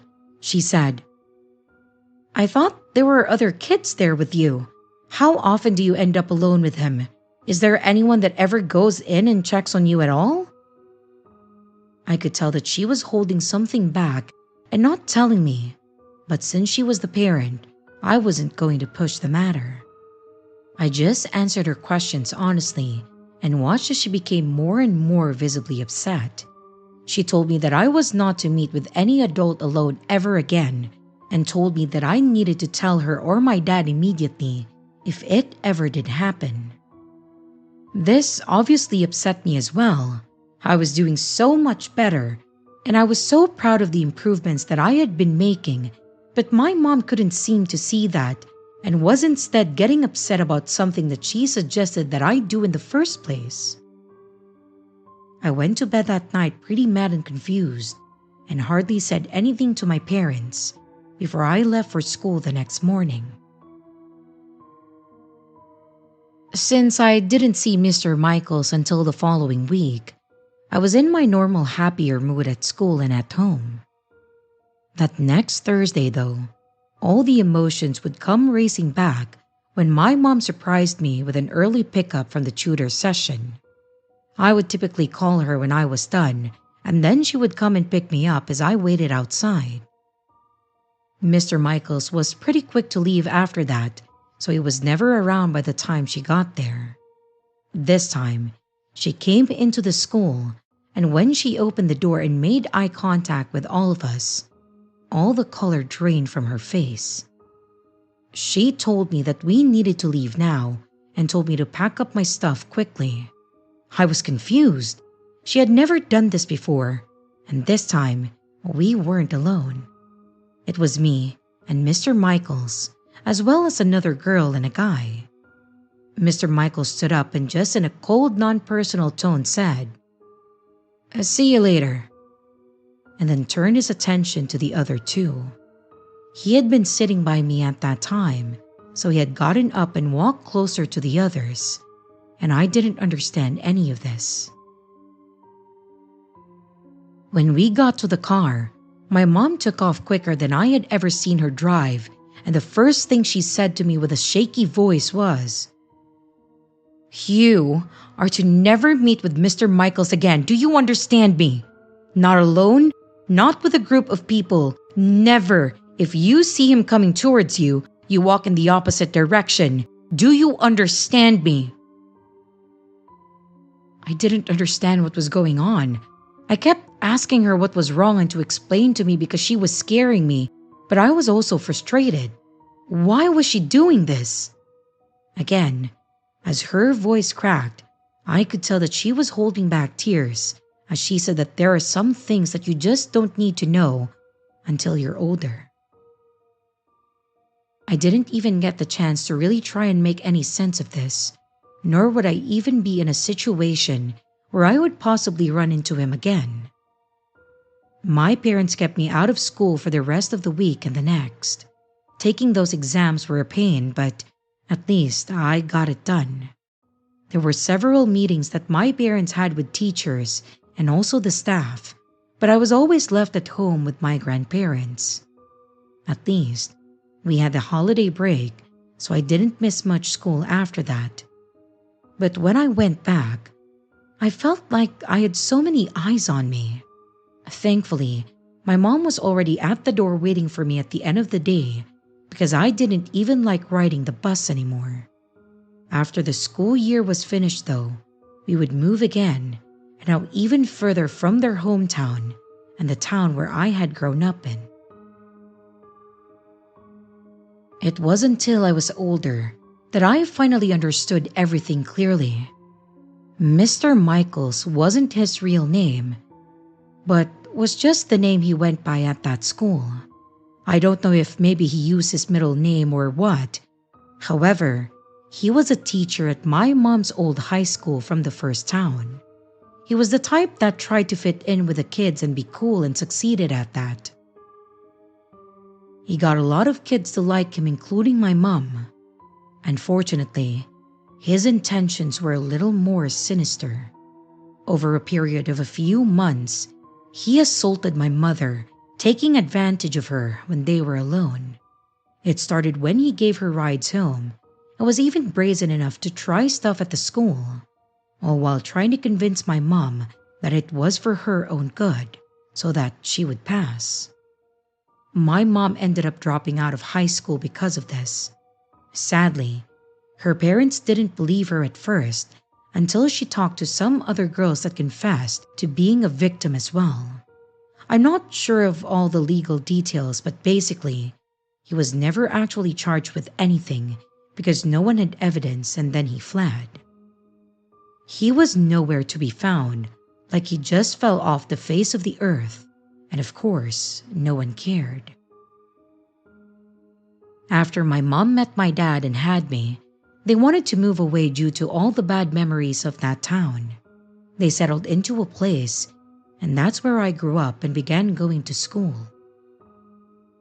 I'm sure her experience was always in the back of her mind, but she always went to the conferences and met any and all teachers and staff to make sure that she was involved. Unfortunately, she never met the tutor because there never really was an opportunity to do so. Not to mention, everything else at the school so far had been fine. I don't think anyone really expected this same creep to show up years later in a town and school several hours away using a different name. So of course, it was quite the shock to my mom when she saw him in the room with me. Sadly, I assumed that he recognized my mom too, because even with all the meetings and complaints that she had with the school board, he was long gone again. No one saw him again, and apparently, the contact information that they had for him didn't work anymore either. I didn't know if he had any sinister plans with me or any of the other kids, but it just makes me sick these days knowing. I was in the same room as him and alone at that, not to mention, now he's gone again and he could literally go anywhere. I don't think it would be fair to call me paranoid either when I say it's never a bad idea to be suspicious of anyone, especially adults that are around children or other vulnerable people. And most importantly, not only do I hope I never see him again, but I hope that he never sees another child.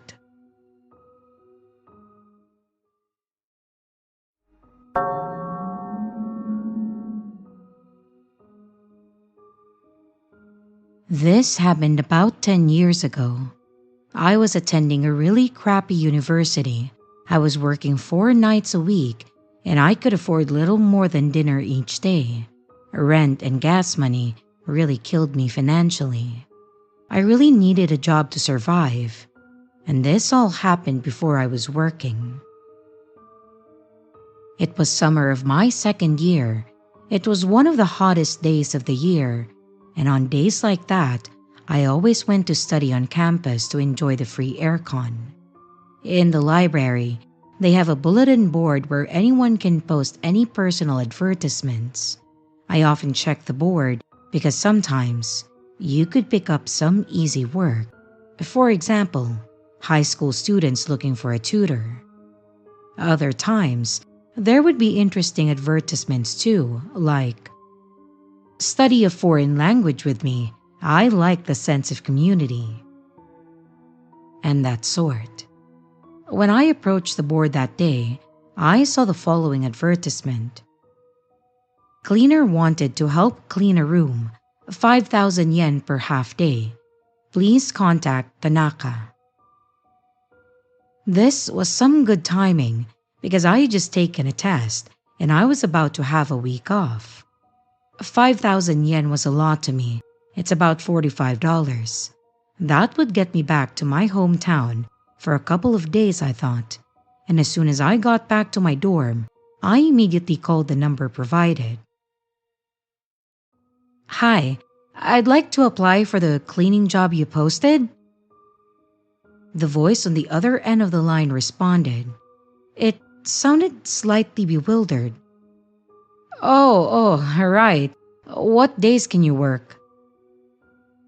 I told him that I would work the full amount advertised. "All right. Well, you can start at 9 a.m. next Tuesday." I agreed, and he gave me the address. It sounded like a residential address, and I guessed by his voice that he was a man in his 30s. He sounded a little sick over the phone. My first day of work arrived. The morning was hot, but the sky was free of clouds. When I arrived at Mr. Tanaka's house, I felt the breeze of his aircon. I was worried that I was going to be working without one. I arrived 10 minutes early at 8:50. I rang the doorbell and a man came and answered it. "Right on time, come on in," he said. He was a bit awkward, not one for chatting, and he wouldn't look me in the eyes when we spoke. I took my shoes off and I followed him into the house. After we introduced ourselves to one another, he explained what he needed. It was pretty easy stuff: help with moving heavy things, trips to the garbage dump, and some other light cleaning work. I was shocked by the things he was throwing away. It may have been trash to him, but to a student like me, they were treasures. He must have seen me admiring these things because he said, "If you want to keep anything, it's yours." So, I sorted some things into a keep pile, and I can't remember exactly what they were. I think there were a couple of games, some books, maybe a dirty magazine too. We were cleaning the room at a decent pace, and I was kind of enjoying it, to be honest. And before long, his room started to look very good. "Maybe we will call it a day here." I felt him suddenly look my way. It looked like he was pretending to think about it a bit longer, and then he said, "Yes, that's enough for today." Because I had worked a lot longer than half a day, he doubled my pay. I couldn't believe my luck, and then he said, "Are you free tomorrow for half a day?" I was over the moon to get another chance to make some easy money, so I agreed.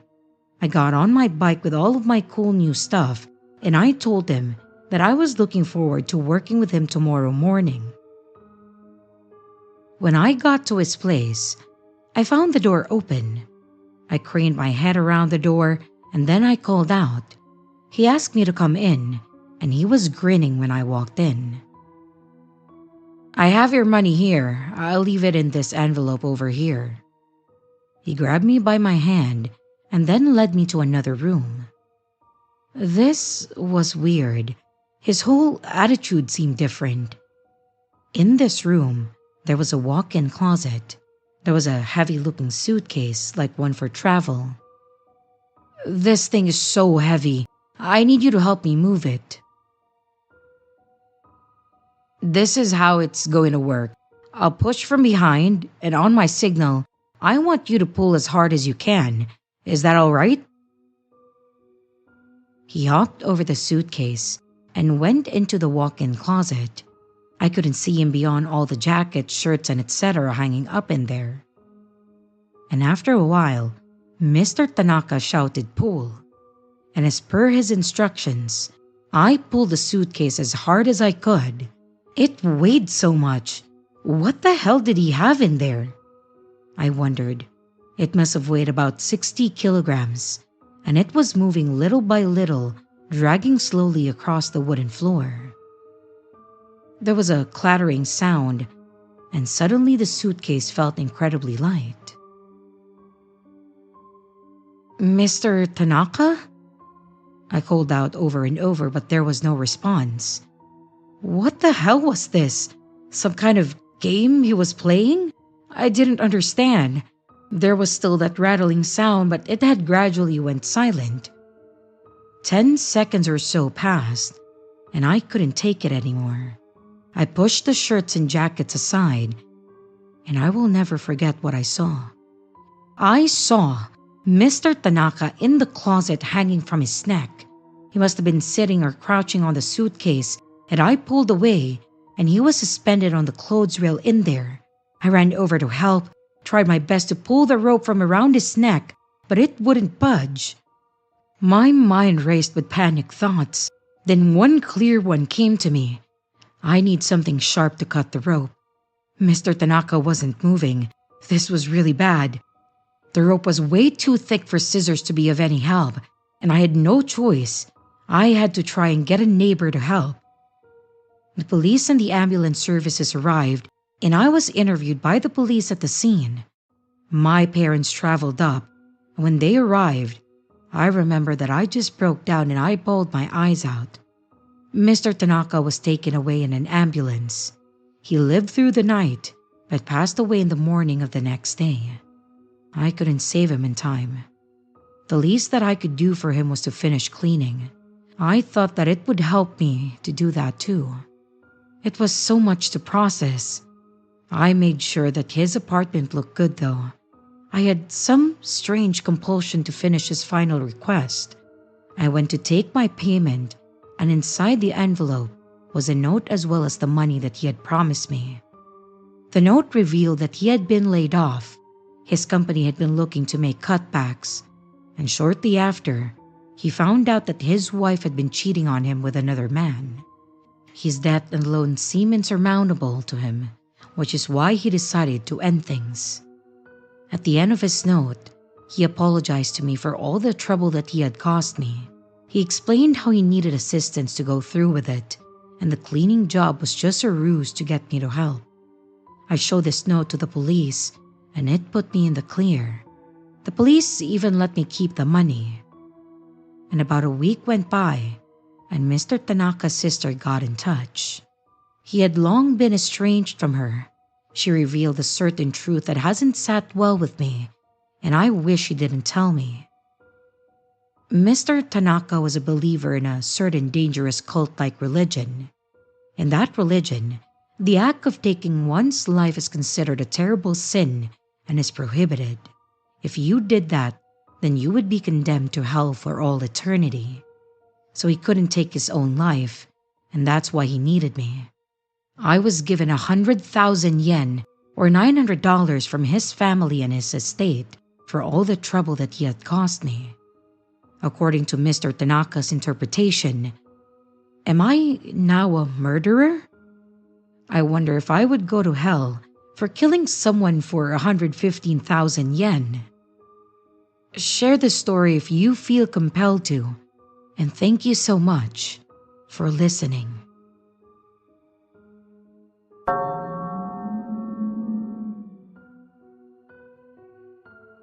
This terrible thing happened about 15 years ago. I was 20 years old and living alone. I came home from work, checked the post as I usually do, and found a sealed letter. It was a blank envelope. Inside there were 2 tickets to a concert and a letter. A love letter. The writer's feelings for me were quite clear. It went something like this. Let's meet at the concert. I'll keep my identity hidden until we meet. I'm sure you'll be surprised. I'm someone you know. I had a boyfriend at the time, and I had no idea who wrote that. I thought for a moment that I won a competition or something. I remembered that I entered one. But then I remembered that I had entered that competition only this morning, so there's no way that the tickets could be in my letterbox by the evening. Something wasn't right, so I didn't go to the concert. I thought that if it truly is someone that I know, as soon as they reveal themselves to me, then I'd apologize, and I'm sure if they are a decent and kind person, they'd understand my caution. The day after the concert, I found a threatening-looking letter stuffed into my letterbox. Why didn't you come? You idiot! Don't pretend like you aren't interested. This is BS. The first letter was gentlemanly in a sense, but this was the complete opposite. Back then, mobile phones weren't so common. As soon as I returned home from work, the moment I closed my front door, my home phone rang. I picked it up, and the other party hung up. This happened often. I didn't get a call or letter every single day. It was irregular. I would get one a week, and then the next week I'd get 3 or 4. This kind of thing went on for about 3 months. It was so creepy that I ended up moving away. Finally, peace. Well, that's what I thought. Until 1 month after I moved into a new place, the same thing started again. I didn't get a call this time, but I found another blank envelope in my letterbox. There was no sender's address or name, so it must have been posted by hand. When I saw this, it was clear to me that I had a stalker. and the stalker had found my new home. I was really scared. I took the letter to the police station and spoke to an officer. Ignoring the other party is the most effective thing you can do. As soon as he realizes that he's being ignored, he will stop. This advice doesn't solve anything, I thought. Then the officer said, "Look, women who live alone often get lonely, right? And sometimes single ladies have a tendency to allow harmless antics to get blown out of proportion." He laughed and thought I was delusional. Back in those days, the word stalker wasn't widely recognized in Japan. The laws in place aren't what they are today. I felt so sad that he didn't try to help me. He didn't back me up. It was like he took the stalker's side. I'll just move again, I thought. But around that time, my boyfriend and I were talking about marriage. So I moved back to my parents' house while we talked it over. My parents' home was in the same prefecture, but it was way out into the sticks, so commuting to work was a real pain. But I thought, at least I'd be rid of the stalker. I was wrong. Carnage and bloodshed were right around the corner for me.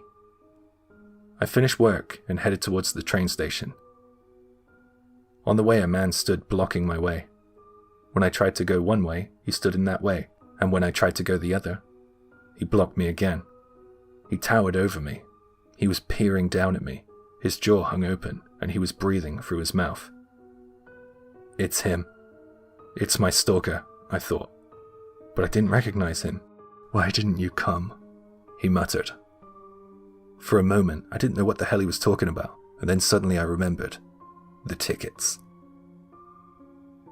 I knew he wanted an answer, but I couldn't say a word.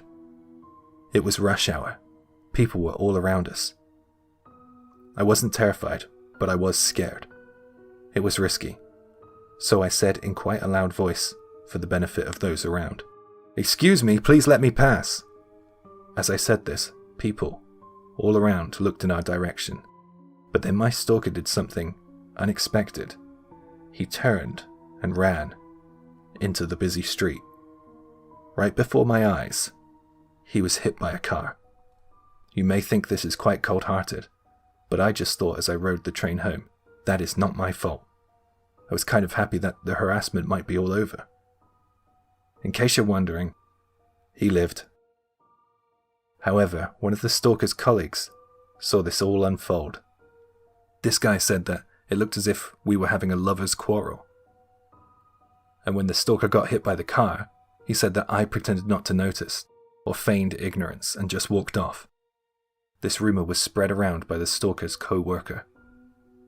Every year my company, and other companies in the same line of work, have a sports day for a bit of friendly competition.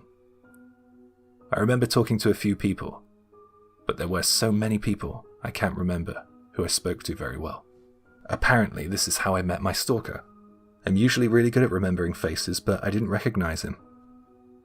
I found out that he came to my company a few times a week. I work in the personnel department, hidden away in a small office, so I don't often see people, other than the ones I immediately work with. Yet the rumors about me grew. They said that we often met at work. Of course, I denied all these false allegations, and stated the fact that I was the victim of stalking. But I wasn't convinced that anyone believed me. Another shock was in store for me. I was dumped. Although my boyfriend and I weren't officially engaged, we had set up a date for me to be introduced to his parents in his hometown, and at that point, we would officially announce our plans to engage. The rumors had reached their ears before I had arrived. As I said before, the suffering caused by stalkers wasn't well documented in Japan. They said to me when I met them, "You must have given this guy some sign that he had a chance with you. Somehow, you must have given him the wrong idea. You caused his actions. Are you sure there wasn't anything going on between you two?" With this doubt and distrust imposed upon me, my boyfriend was persuaded by his parents to end our relationship. I couldn't believe it. I wanted to escape. I wanted a fresh start, so I resigned from my job as well. It has been over 20 years since this has happened, and the wounds caused by the stalker still feel fresh. My desire to work hard at the assumption that I would eventually get married and spend my life with a husband has died. I came to the conclusion that I would end up alone. So far, I'm right.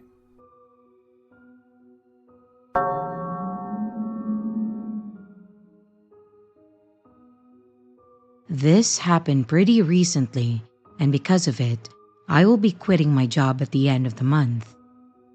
My current job is to deliver papers to homes in the mountains, basically in the middle of nowhere. It's tough because I have to start at midnight in order to get all my deliveries done. It doesn't exactly pay well, but it's good to be working, especially when you are young. It's nice to have your own money, right? Anyway, like I said, I start at midnight and I don't finish until the sun comes up, and sometimes in the darker months, the sun doesn't come up at all. Being out in the mountains alone at night can be pretty spooky, as I'm sure you can imagine. And I want to share my recent scary experience with you. It happened this winter, and I had gotten used to the rhythm of deliveries by that point. It was around winter time that the newspaper company that I worked for was trying to expand their business, and this meant that there would be more work for me. I was excited at first to earn a bit more money, but over time, it became more and more time-consuming. Basically, a subscription would come in, and then it would be down to me to deliver it to the customer. So, I'm usually riding my bike around with a map because signal is a no-go in the mountains. I don't mean a push bike, I mean a really low-quality motorbike. The people who buy these subscriptions have an amazing ability to be unfindable.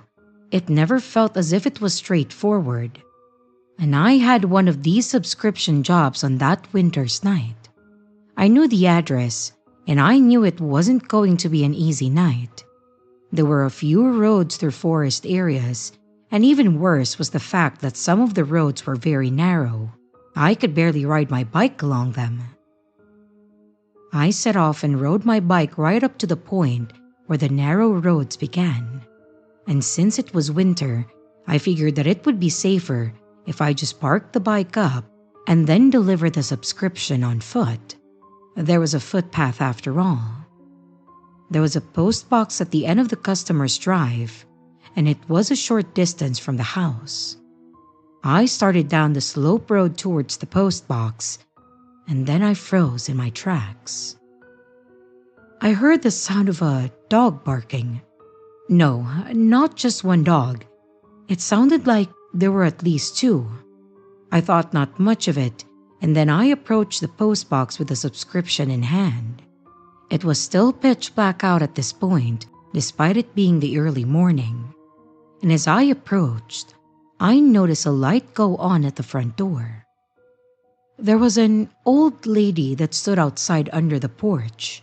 Seeing her gave me a fright, and I thought to myself, "Oh, wow, someone's super eager for the morning paper." I figured that since she was out, I could literally just put the subscription in her hand, so I approached her. I stopped when she started yelling at me. "Stop right there! What do you think you're doing?" "I'm delivering the newspaper and your subscription."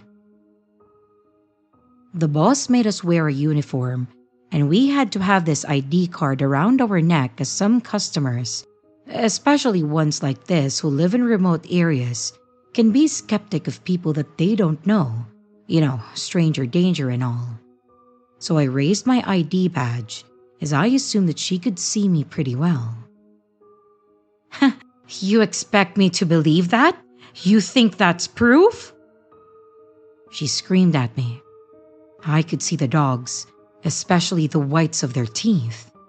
The old woman then pulled out a pair of long gardening shears or scissors from behind her back and then pointed them at me. I instinctively backed away, and I just tried to remain as calm as possible.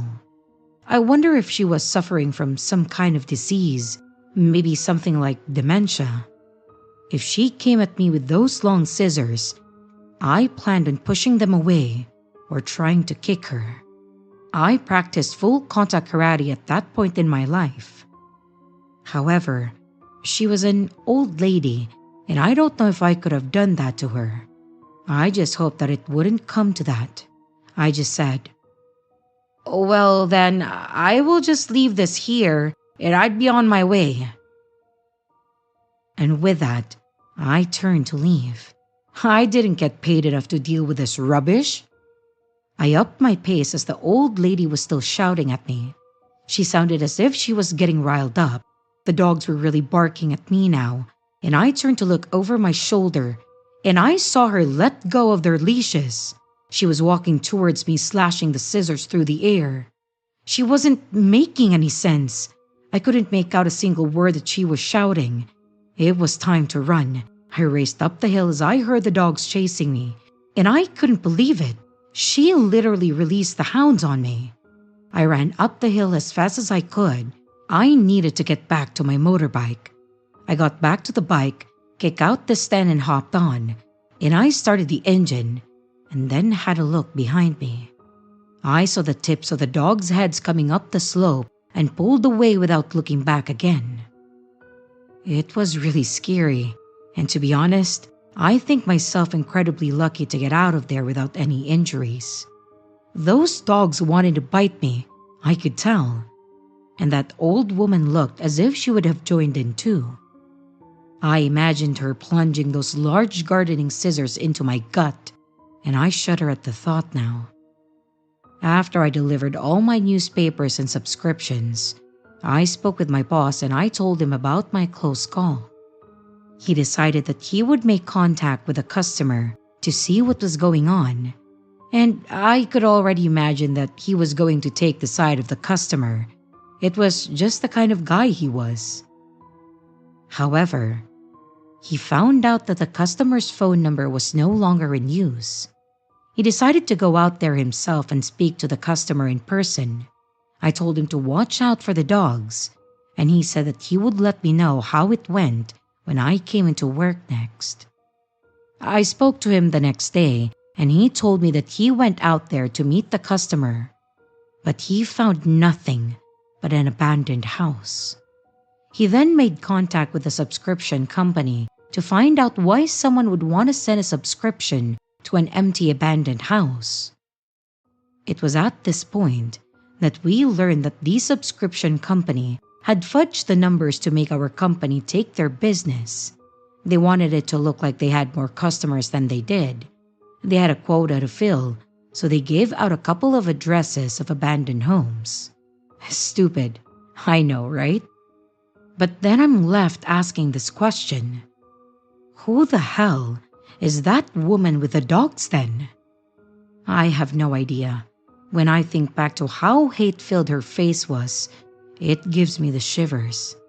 Hence, my resignation from my newspaper job. I am working until the end of the month, and I hope that I don't get sent anywhere near the scissor woman's house. And I only have a few more days of work left.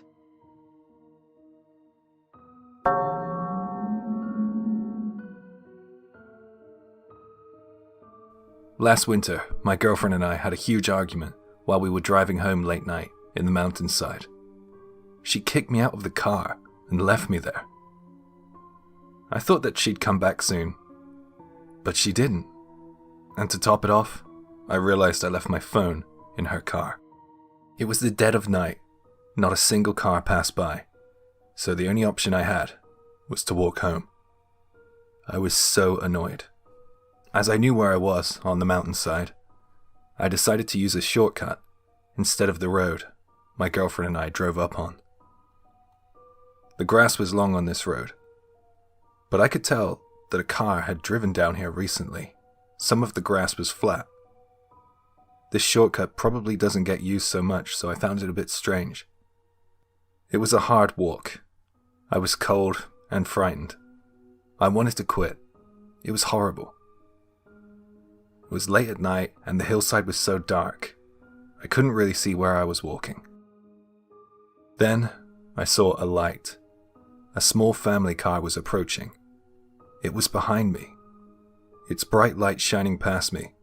The car's headlights were warm on my back. Was it running out of gas? Well, whatever. For the time being, I thought I'd at least ask to borrow their phone. I stepped into the middle of the grass road and called out, excuse me. I regretted this idea almost instantly. Without thought, I had plunged myself into potential danger. I had no idea who was in the car or what they were doing in the mountain woods so late at night. "What's wrong?" a woman's voice called out from the car. I explained the situation and I asked if I could borrow her phone. "We're out of the service area," she replied very calmly. With that said, I decided that I wanted to get the hell away from her. "Well, I better get going then," I said while I turned to leave. "Please help me." By saying these few words, it ensured my escape was impossible. "Help me dig a hole.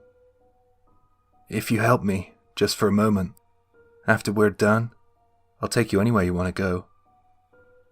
As she said this, her right hand was idly making scooping gestures above her head, as if to cover it. Swinging her hand in that pendulum style made me wonder if I were to refuse, what might happen. I frantically dug a hole with the shovel she supplied. While I was digging, the woman watched and talked to me. I can't remember most of the conversation. Doesn't make any difference now. She seemed to like talking. She was asking me all kinds of questions about myself. I thought it would be a bad idea to give her the correct answers, so I just made them up as I went along. Finally, I finished digging the hole. She went to her car and brought back a bag. I thought I was about to see a corpse, but I was wrong. The bag was overflowing with hair. Too much hair for one person. Are you a hairdresser?" I asked nervously. There was no reply, just silence. It was terrifying. She brought lots of items from the car and threw them into the hole that I had dug. There were children's toys, clothes, etc. The last item was a cooler. I was terrified that there might be something in there. A child. My heart started pounding in my chest. By the end of it all, I didn't know what to think. She gave me a ride home, as promised, and it was finished. I began to forget about the incident over time, but this year, I found a paper bag in front of my house. I looked inside, and it was full of hair. I remembered the incident on the mountain and wondered if this could be a coincidence. Surely not. It had to be related. I decided to tell my good friend about the situation, and my story certainly sparked his curiosity. "Well, let's go there and dig up what you two buried," he asked. "To be honest, I want nothing to do with those bags of hair," I replied. But he said, "Why don't you just tell me where the place is then, and I'll go do it myself?" And he kept asking and talking about it at work, again and again. It got to the point where I ended up going with him. I didn't want to though, but I felt he shouldn't go alone. One day after work, we headed towards the mountains, and he decided to invite another work friend too. Us three drove up the mountain road. There was a chain sectioning off the grass road I had walked down, and my friend got out of the car and unhooked it. The grass had grown a lot since last year. It bent beneath the wheels of the car. It was like we were surfing. I couldn't quite remember where the hole was, since it had overgrown now. I thought because of this, my friends would just give up searching for the hole. Nope. So I thought I'd just say, "Oh, here's the hole," in the hope of us digging there, finding nothing, and then we would all go home and it would all be over. But then it occurred to me that anyone would be able to notice the difference between a place that had been dug up. The grass would obviously be shorter, and the soil would probably be a different color too. "Here it is," my friend said with glee, Park up, shine the headlights in this direction. Let's dig it up, fast, my friend shouted. I wanted to go home quickly, so I didn't protest. I just helped them. With us 3 men digging, we were able to unearth the things that the woman had thrown away quite quickly. When I helped her bury all that stuff from her car, it was dark and I couldn't see it very well. There were a lot more things than I could remember in the hole. And there was the thing I was the most worried about. The cooler box. My friend wrenched it open. Black water splashed out. My friend dropped it, and all the black water sloshed out into the grass. "What the hell?" my friend said.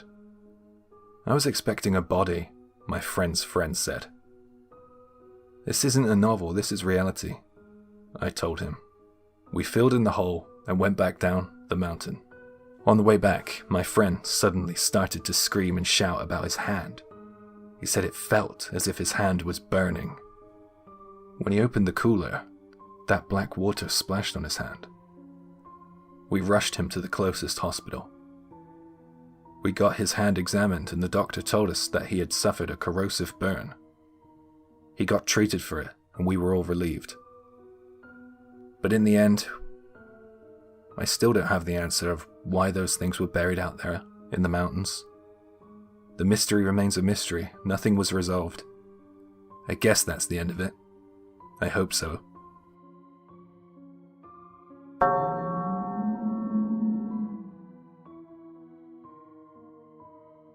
My hometown is surrounded by mountains.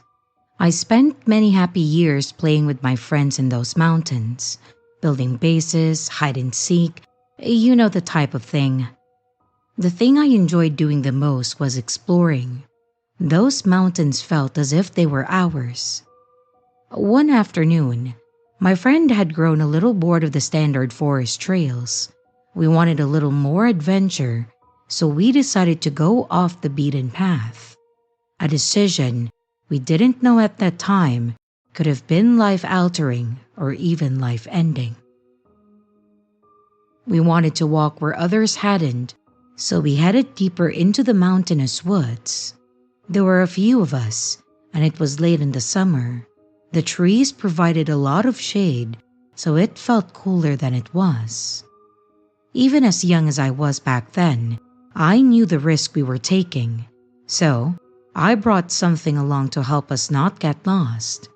I lifted this long spindle of string from the art room at my school. I tied the end to a tree close to the forest trail so that we would be able to find our way back. It felt like a foolproof idea at that time. The ground was really uneven off the trail. It was littered with stones and dead tree limbs. We didn't mind it really because it made us feel as if we were on an expedition. We were out in the elements, and there was nothing but the sounds of our labored breath and the distant trill of insects. It was amazing. After walking for about 10 or 15 minutes, we came across a small hill. We climbed the hill, and when we got down the other side, it opened out into a kind of clearing. I distinctly remember a big rock there. We figured that this would be a great place to take 5 and drink some water. One of my friends brought along some candy, so we were tearing into that. While we were taking a break, I noticed something strange. I almost missed it, but once I spotted it, I had to just go over and take a closer look. There was a toy laying on the forest floor. It was a toy for kids a little younger than us. We were in the 4th grade at that time. And once I announced my discovery to my friends, they all came over to take a look, and our expedition turned into an investigation. It wasn't just the one toy. There were others. Hot wheel cars, someone found a doll, and fear crept up on me. Seeing these objects in a place where they shouldn't be really frightened me. Maybe it was because at that age, my toys meant the world to me, and I would never leave them laying around, especially not in the forest. I was worried that something had happened. We all stood around puzzled until one of my friends yelled out to us. He was pointing at something a little outside of the clearing, and we all raced over to look at what he was pointing at. This is where things might become a little difficult to explain. There was a kind of altar constructed of clay-like mud. It was the weirdest thing. It was definitely a human construction, and it didn't look natural at all. In this kind of altar construction was a hollowed-out section, and in that section was an object. I couldn't make out what it was at first, but it looked like a photo. Well, we just had to find out what that photo was. The photo was sturdy, and it looked as if it had been out there for a while. The photo was of a girl. It looked as if it was a commemorative photo, like the one you might see at a graveside. The photo looked as if it had been snatched right out of the cemetery. The forest around us, which was our background for adventure, took on a different vibe. It seemed as if we were somewhere we shouldn't be. It seemed as if all the calmness in our day had gone. I felt as if someone could be out there with us, watching us. And all of a sudden, I didn't want to be off the beaten path anymore. There was something so illogical about what we were looking at. The toys, the photo, the weird mud construction. It was just wrong. I wanted to run, and one quick glance at my friends' faces told me that they were on the same page as me. We followed the string back to the trail, and we weren't in the mood to talk anymore. I didn't feel like myself until I got out of those mountains. And since that day, I never played off the trail. I still have a general idea of how to get to the clearing where we found that weird altar, but I have no interest in returning. My mind tortures me with questions that I cannot answer. Why was the photo there in such a remote location? And the toys? Was it some kind of grisly memento of something that happened to the girl in the photo?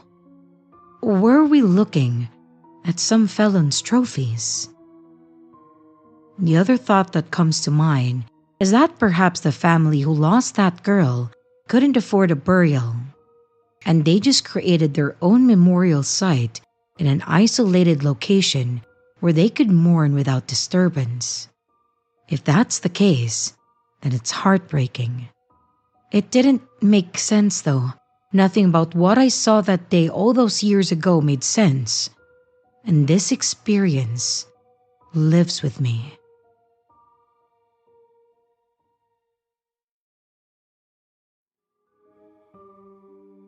Hey everyone, this is your creepy sister. Thank you so much for watching the video. I do hope you enjoyed it. Also, don't forget to leave a like and a comment. It really helps the channel out. A big shout out to both my channel members and Patreon members. Thank you so much for taking your support to the next level. You guys are great. And again, to everyone, stay scared because your fear feeds me.